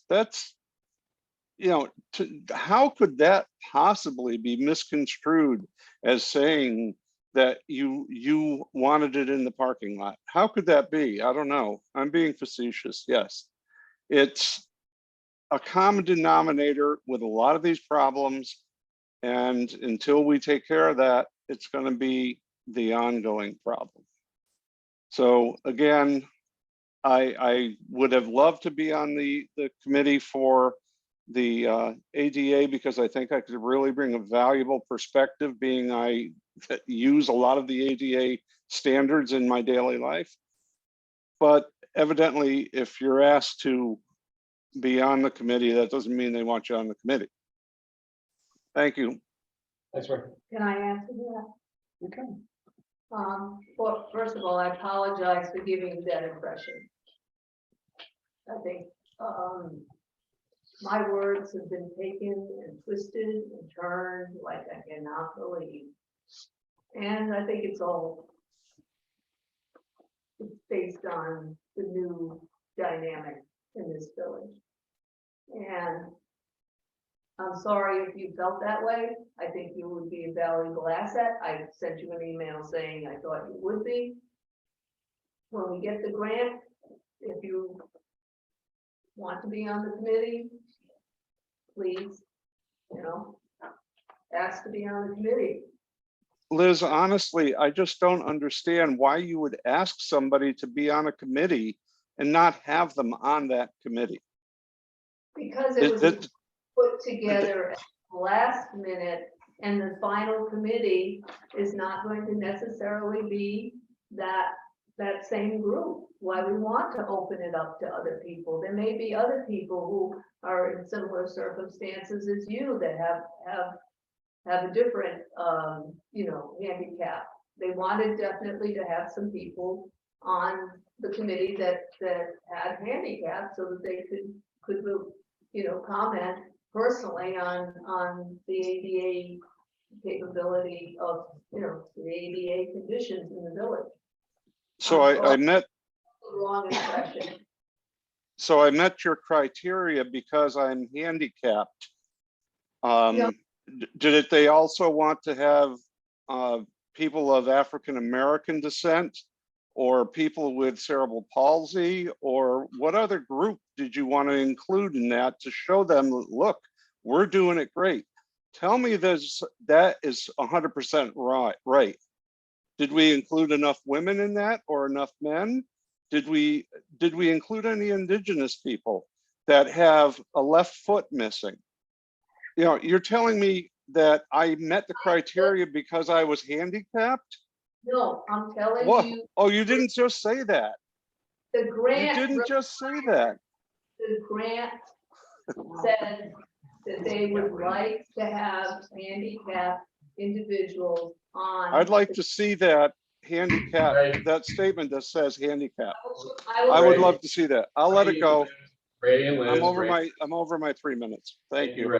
Appreciate that. Chris, I see your hand up. Yes. Thank you. Chris Duke, 6 Kaling Drive. I just want to make a comment to basically the last comment that was just made. It's sort of, I can't speak for everybody here, but what you had said with the new dynamic that this village has moved in. And one of the first meetings I ever came to, it was just post probably COVID. And I remember coming in here not as just a member of the village, but as a member of our organization, New York Informed. And I remember there was a lot of hysteria going on then, and it had impacted our family quite personally. You know, 4 beautiful children. My oldest went through his bar mitzvah, my daughter went through her b'nai mitzvah, and then my youngest son, who just got his bar mitzvah last year, he was off to go in our synagogue, Temple Sinai in Saratoga. And I remember them saying to us, well, you need to wear a mask when you come over read from the Torah. It can only be your family there. Okay, fine, we'll do that. This is a very special moment in our son's life. All right, well, you need to test before you come in. Great, we'll do that. Again, this is very special moment in our son's life. He's going for the beam as reading from Torah. He worked so long on this, 2+ years. And if you don't know my 3rd child, he has special needs. He's 14, but he's got the mind of a 9-year-old. And then I remember they finally came to us and they said, you're not allowed to leave and come to the synagogue if you're not vaccinated. Of course we weren't. I just remember arguing. I'm like, do you realize the insanity of what you're doing? Asking us to show papers. Do you not recall your own history? And quite honestly, I converted from my wife. It drove me back to Christianity. I went right to St. Mary's. I'm like, I'm done with this. I did with it for 3 years. Just nonsense being pushed by, again, boards that think they know what's best for everybody in that synagogue and what's best for that community. And I came here and I said, listen, there's works right now in the legislation that would give municipalities the power to say, we're going to do what's right for our municipality, for our village. And I asked every single one of you where you would stand on that if I got passed. 2 people answered me, the mayor and Christine. Christine told me she'd have to look at the legislation before she could make a comment on that. The mayor pulled me aside and said, I support every single person in this village to do what they feel the most comfortable with, what benefits them. If they want you to wear a mask going in the store, that's their choice. That's their business. That's their safety. That's their privacy. But if they don't want you to wear it, you don't need to do that. So I like that new dynamic because it gives my family a feeling of belonging and a feeling of choice that they have not had the past 2 years. To where my son, fortunately, Saratoga Chabad stepped in and allowed him to do his bar mitzvah. So again, that's where I stand. Why I stand against this end, because it was said, if you would have done this right, we wouldn't even have this end. So it's a punishment tactic. It's a control tactic. It's to decide, I would pick who's on what committee that makes these criteria. I find that ridiculous. And again, I personally like the new dynamic, and I recommend each and every one of you to follow along, work together on this. Be accepting of every single person in this village, no matter where they stand. I formed an organization that grew from 9 people on my couch to 1,000 people who just want to live their lives and they want to move forward. And many of them live in this village. Many of them appeared here tonight because this village is a gem. It's a true gem to live in. Because again, I've been accepted. I walked into St. Mary's. Hey, you can sit over here if you feel you need to wear a mask. You can sit over here if you feel safe. If you don't feel comfortable, you can be at home and you can Zoom it. Okay, that's the first place. I couldn't even go to my synagogue. And I went to it not too long ago. We went to a Pesach dinner and I was there with a Chabad and one of our members came over from Temple Sinai. I said, why aren't you at Temple Sinai? Because they're all sitting around in masks. They all have to prove they're vaccinated and they're all pretending. And then they go home and eat their meal. Well, that's not a community. What are they doing? And again, I worry when stuff like this gets put into place that says who we need to pick for what committee that's going to decide the direction this village goes in. That leads to cherry picking. And then people who could be perfectly qualified to sit on that committee has to prove their qualifications. You shouldn't have to prove your qualifications. Welcome 100 people in the committee. Everybody has something valuable to add. As truly as a village, it takes a village. That's all I wanted to say. Christina, stuff first, or again? Okay, Christine Fitzpatrick, 31 Chapman Street, Ballston Spa. Of all the things that I think have been accomplished in this village, or one of the very important things that has been accomplished since 2017, is the vast expansion of the engagement of the public in village activity. And I think that's something that we should be very proud of.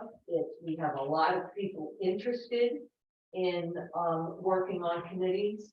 And I support this, very much I support this proposal on committees. I thank Trustee Raymond for reminding people that this has been the process.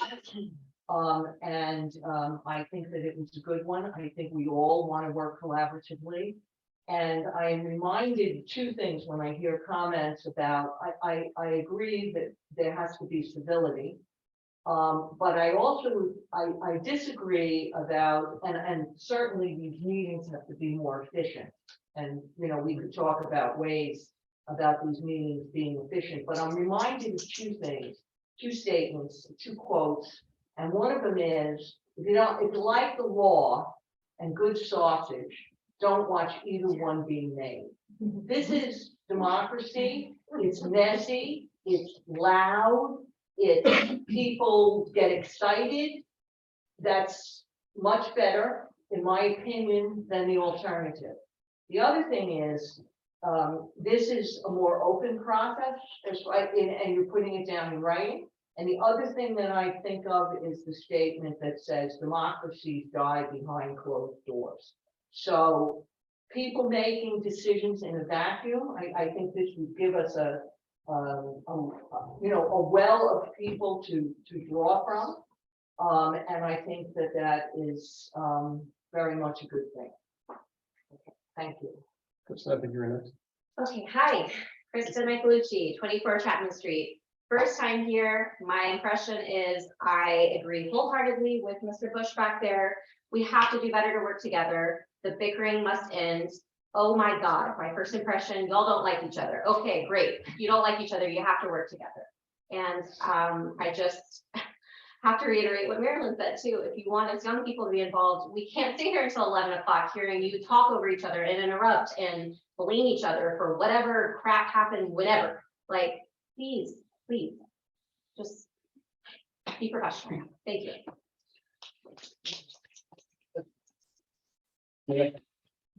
General Glory Lane. Listen, I'm gonna say this as kindly and as gently as I can to you. I'm gonna give you a word of advice. When your public is speaking to you, do not be on your phone. It's just rude.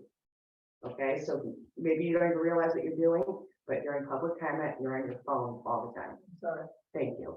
So that was kind and gentle, right? Now, I learned something tonight. Why were you and Ben at the town of Ballston negotiating the fire contract? Well, how was I called? The Chief Crow called me in, maybe? No. No, I somebody just called us asked him. to a meeting. and Somebody we asked didn't me, even- yeah. And we didn't even know what the Oh, meeting he was did. about. He did. He said, oh, it's a secret.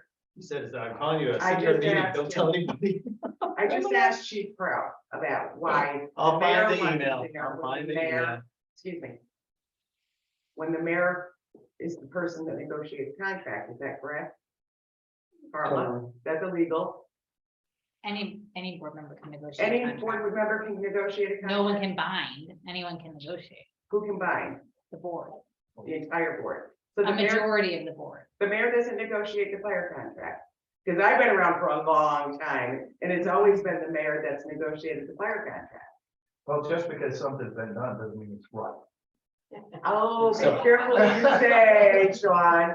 Be careful what you say. So for the committee policy, I didn't Like feel, committee policy, that's right. I didn't feel like we were, or I wasn't negotiating. Well, no, but you guys just said that you were trying to get the town of Ballston to cover the expense of taking care of the firehouses. You were negotiating. I wasn't trying, no, we were talking about the issue. I wasn't trying to get them to do anything. No, we They were, didn't even know what the meeting was about. yeah, they were talking to us about their concerns, and then we shared our perspective about how the firehouse is necessary for fire service. So was it Eric Conley that called you in? I don't think so. Nope. I think it was Chief Crow. And I think he said, keep it secret. I'll find the email. I don't know Alright, what he was doing, but, you know, he said, we want you to go to a meeting with Eric Conley and he walked in and, oh. But I'll double check. It's a while Yeah, ago. it was completely unknown to us what the purpose of the meeting was. All right, and but one last thought, volunteerism. I don't understand how people can restrict volunteerism. To put demands on people that want to volunteer. I don't get that. I don't get what that whole end was about. We have a community that steps up and volunteers for everything and anything. Okay?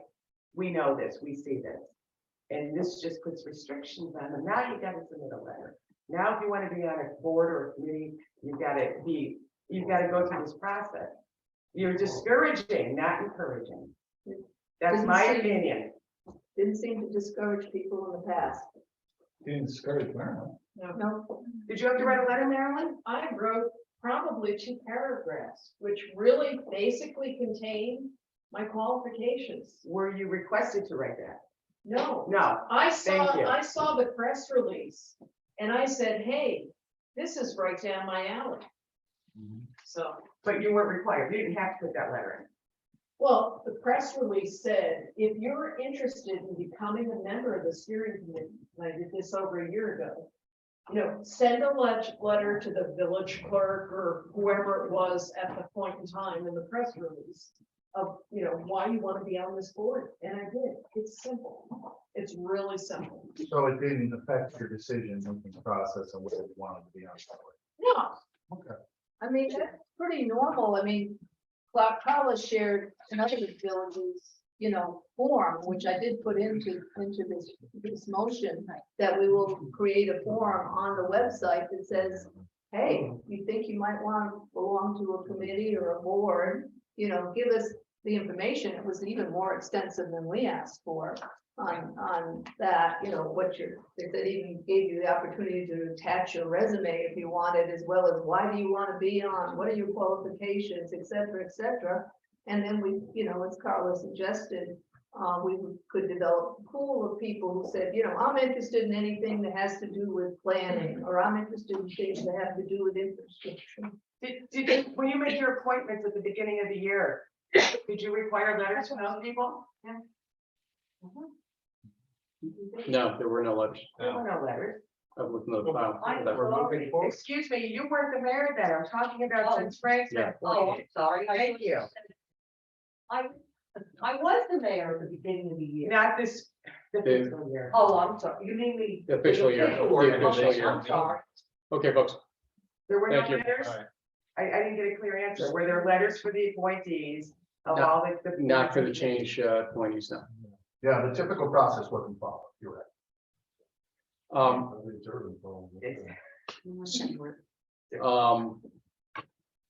we go with this, besides calling somebody else up there, there's something I was gonna say, but we'll go there first. All right. Jeremy Beard. Good evening, Jeremy Baird, 3 Maple Avenue. Just wanted to share that I joined the meeting at 9:30 tonight. And so this is just my observation for the past hour.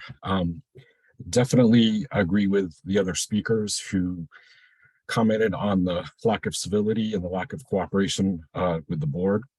I do want to share that of all the speakers who've commented in this public comment session, some of them I know, some of them I don't. I know that I have the same political beliefs that some do and different political beliefs than others do, but they all made good points. And they all came from a place, in my opinion, of caring about the village, wanting the village to be a good place. And that's really, they modeled what the board should be doing. So again, disagreements, we have different opinions. Everyone expressed those in a respectful way. And at the end of the day, they want to the village to be a good place to live. I don't see that from the board, and I would challenge the board to learn to work together, possibly by using an outside person to come in and do some team building or whatever the case may be, because I believe you all as well have a desire to make the village a good place, but the constant bickering and the horrible behavior displayed at these meetings is unacceptable. Thank you.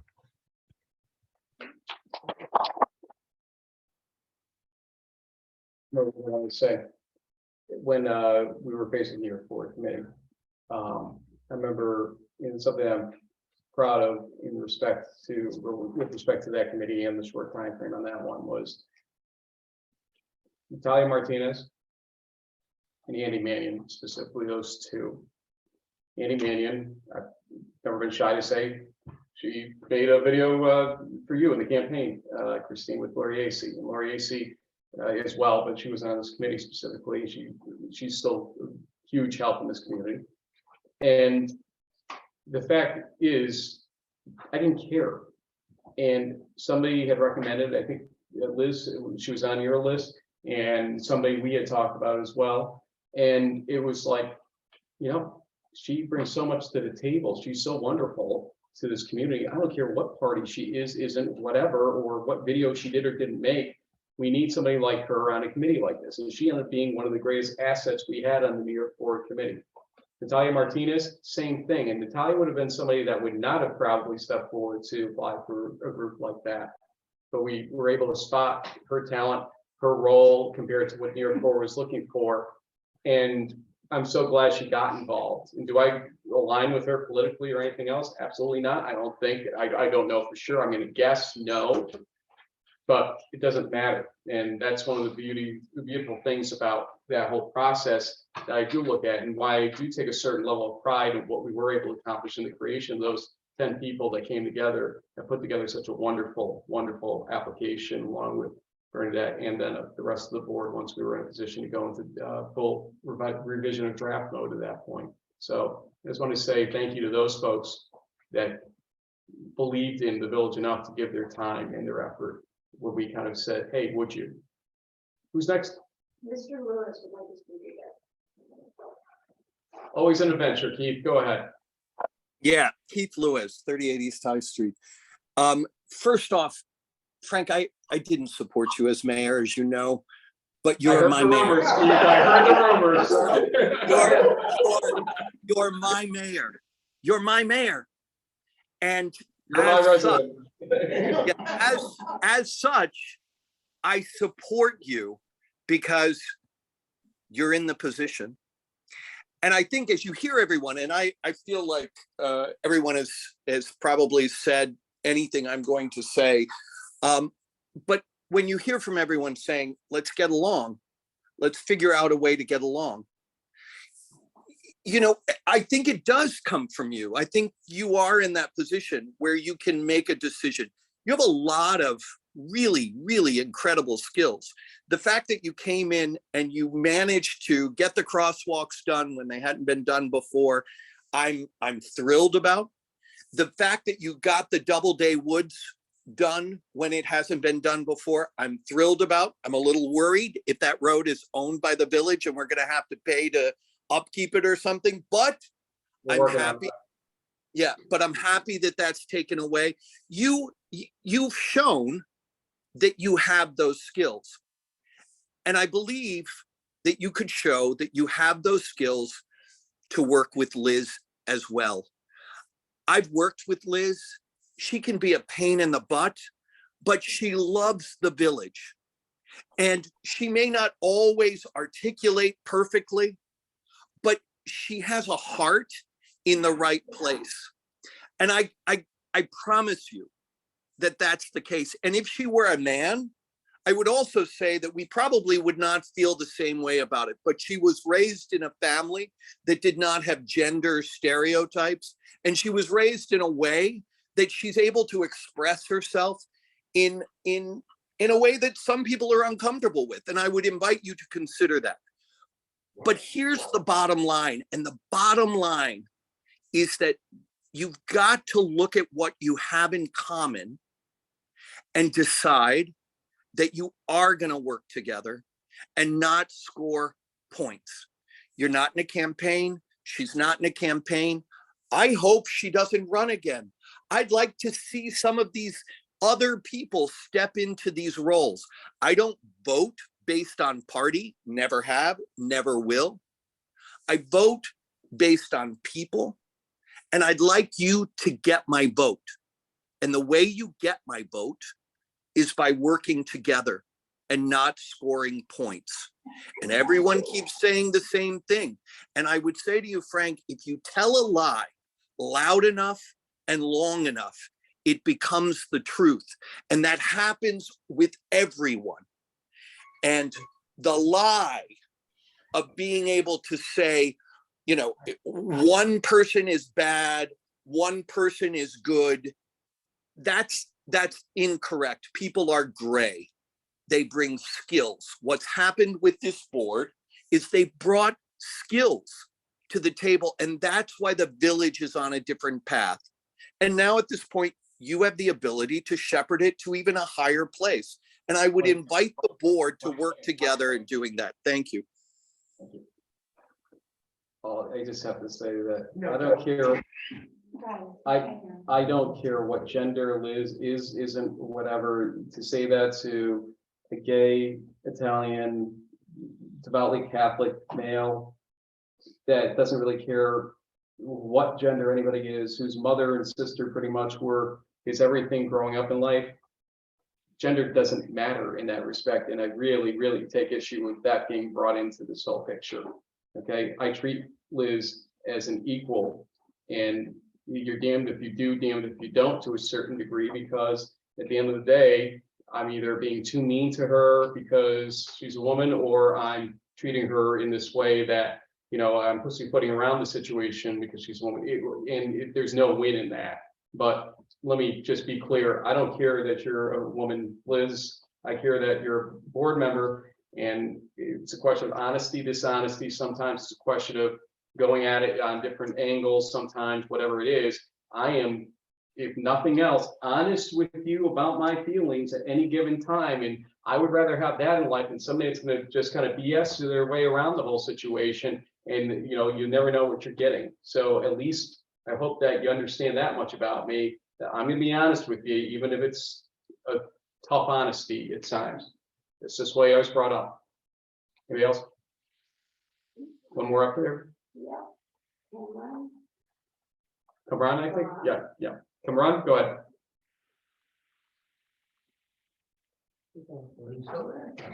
Kamran. He put his hand down and then picked it back up again, so I assume he's having trouble connecting. Give you 5 seconds here, Kamran. Anybody else on Zoom? Last chance. Anybody else in the room? Last chance.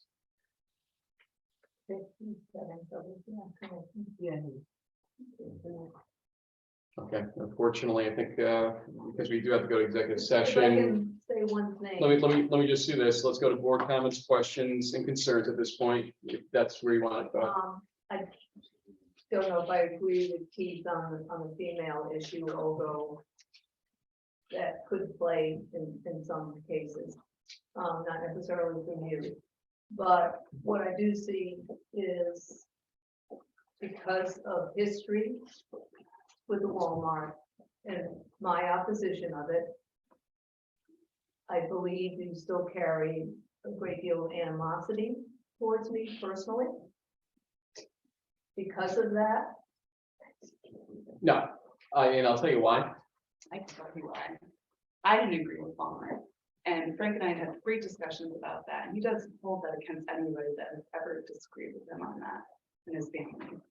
And I've been very frank about that with them. No pun intended. Thank you. So the second aspect is political. Because the one thing I do believe that you are continuing to campaign, you not stop campaigning, and your goal is to, you know, beat me if I run, and to. Are you running for mayor? I don't know who you're talking about. That too. I'm confused. What do you? Can you let her talk, please? No, it's an interesting statement. I'm saying that the motivation is largely political. No, please, let me tell you the God's honest truth. If you told me a year ago, it's funny because I went to Mary Beth's breakfast today, and I remember Kelly Stewart from Ballston, town of Ballston, same spot we were in a year ago at her breakfast, same exact spot. See Kelly Stewart, and she's congratulating me and everything else because I hadn't seen her since. And I said, you know, Kelly, we stood right here, sat at that table right there a year ago. I had no inkling, no motivation, nothing for this job, nothing. The only reason I stepped up to do it was because I was concerned, and Christine, forgive me for this, because you may take it as an attack, and I don't mean it as an attack to you. But I was concerned about nobody stepping up with a certain mindset that I shared in this village of a certain level of embracing the folks that came before. Because as somebody said here, everybody brought something to the table. John Romano, you have absolutely done a number on his reputation. Larry Wilbright was forced to resign, he felt, because he couldn't get anything done for this village. And realistically, when you sit here as somebody like myself and watch that happen, and you grow closer and closer to your community during COVID and everything else, you stand up finally and say, God damn it, you gotta run. And I did. And I won. And I didn't know how to campaign. I still don't know how to campaign. That's who I am. That's who I am. Keith's the political operative. I'm not. And he's made that clear multiple times on Facebook. And so if you truly feel that way, sorry to tell you, this is who I am. And maybe in politics will tell you this is probably not who you should be in politics, but this is what you got. And to sit there and say, I'm politicking myself to death here at all times, no. I care about my community. That's why I'm here. So, sorry. If you care about your community, you work with the board. There are 5 members, not just. It's two. Okay, It takes folks. two. You can Thank gather you. me all you want. That's ridiculous. It takes two. Okay, please, stop. That's over with, folks. Public comments are over. We're in board comments, questions, concerns. So that was our back and forth. Anything else? Saying that you've got to realize this is a board of 5. And, yeah, I think it's all right. Bob, you keep saying we should do it, behind closed doors and email. I think it's okay to talk about these things out in public and. Just not for 4.5 hours. So Yeah. That's the issue. This resolution, for example, like Carla sent us her comments at like 10:30 Thursday night. So then we had to think about it and, figure it out. So it's not like we've been sitting on it forever. But it looks like that. It looks like, oh, are you, not doing your work? But it is, and you're busy too. So, it is what it is. But I think some back and forth is okay. Yes, we need to not interrupt each other and be civil at all times. But it's okay to disagree. It's okay. Okay. Anybody else? Comments, criticisms? Questions? I guess I just made up what this is called. Board comments, questions, or concerns? Okay. We do need an executive session for attorney updates and advice.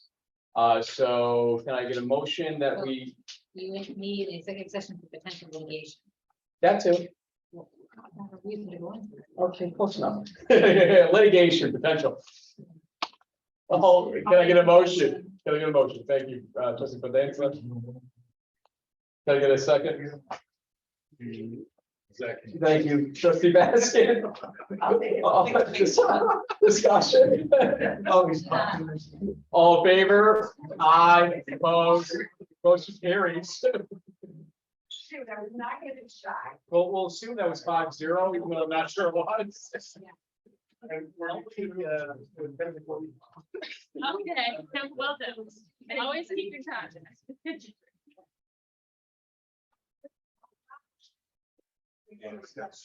You microphone, take that camera off. Oh, no.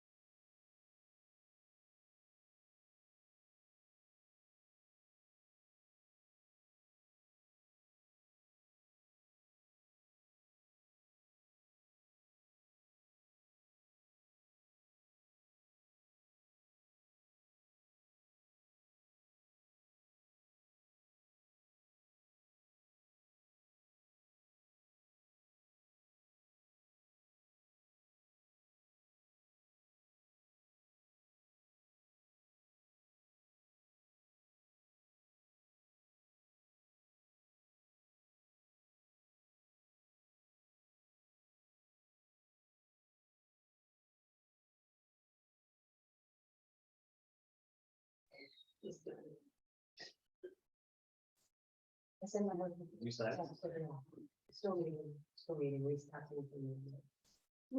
My husband's.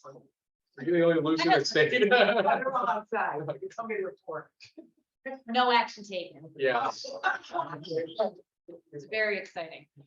This just in, no action taken. Can I have a motion that the vouchers number 22-01983 to 23-00892 be audited and the meeting be adjourned at 11:06 p.m. I'll make that motion. Trustee Raymond, Second. trustee Baskin, discussion, all in favor? Aye. Good night. Yeah. I missed it by 4 minutes. I want, oh wait, you're the What? closest You then. guessed? I guess 11. But she went over, Price is Right rules. Then I went. I said 10:50. Now it's my turn to go to the bathroom. I'm Yeah. going to bed. Yeah. I thought we were done. That second comment period. Self-inflicted wounds.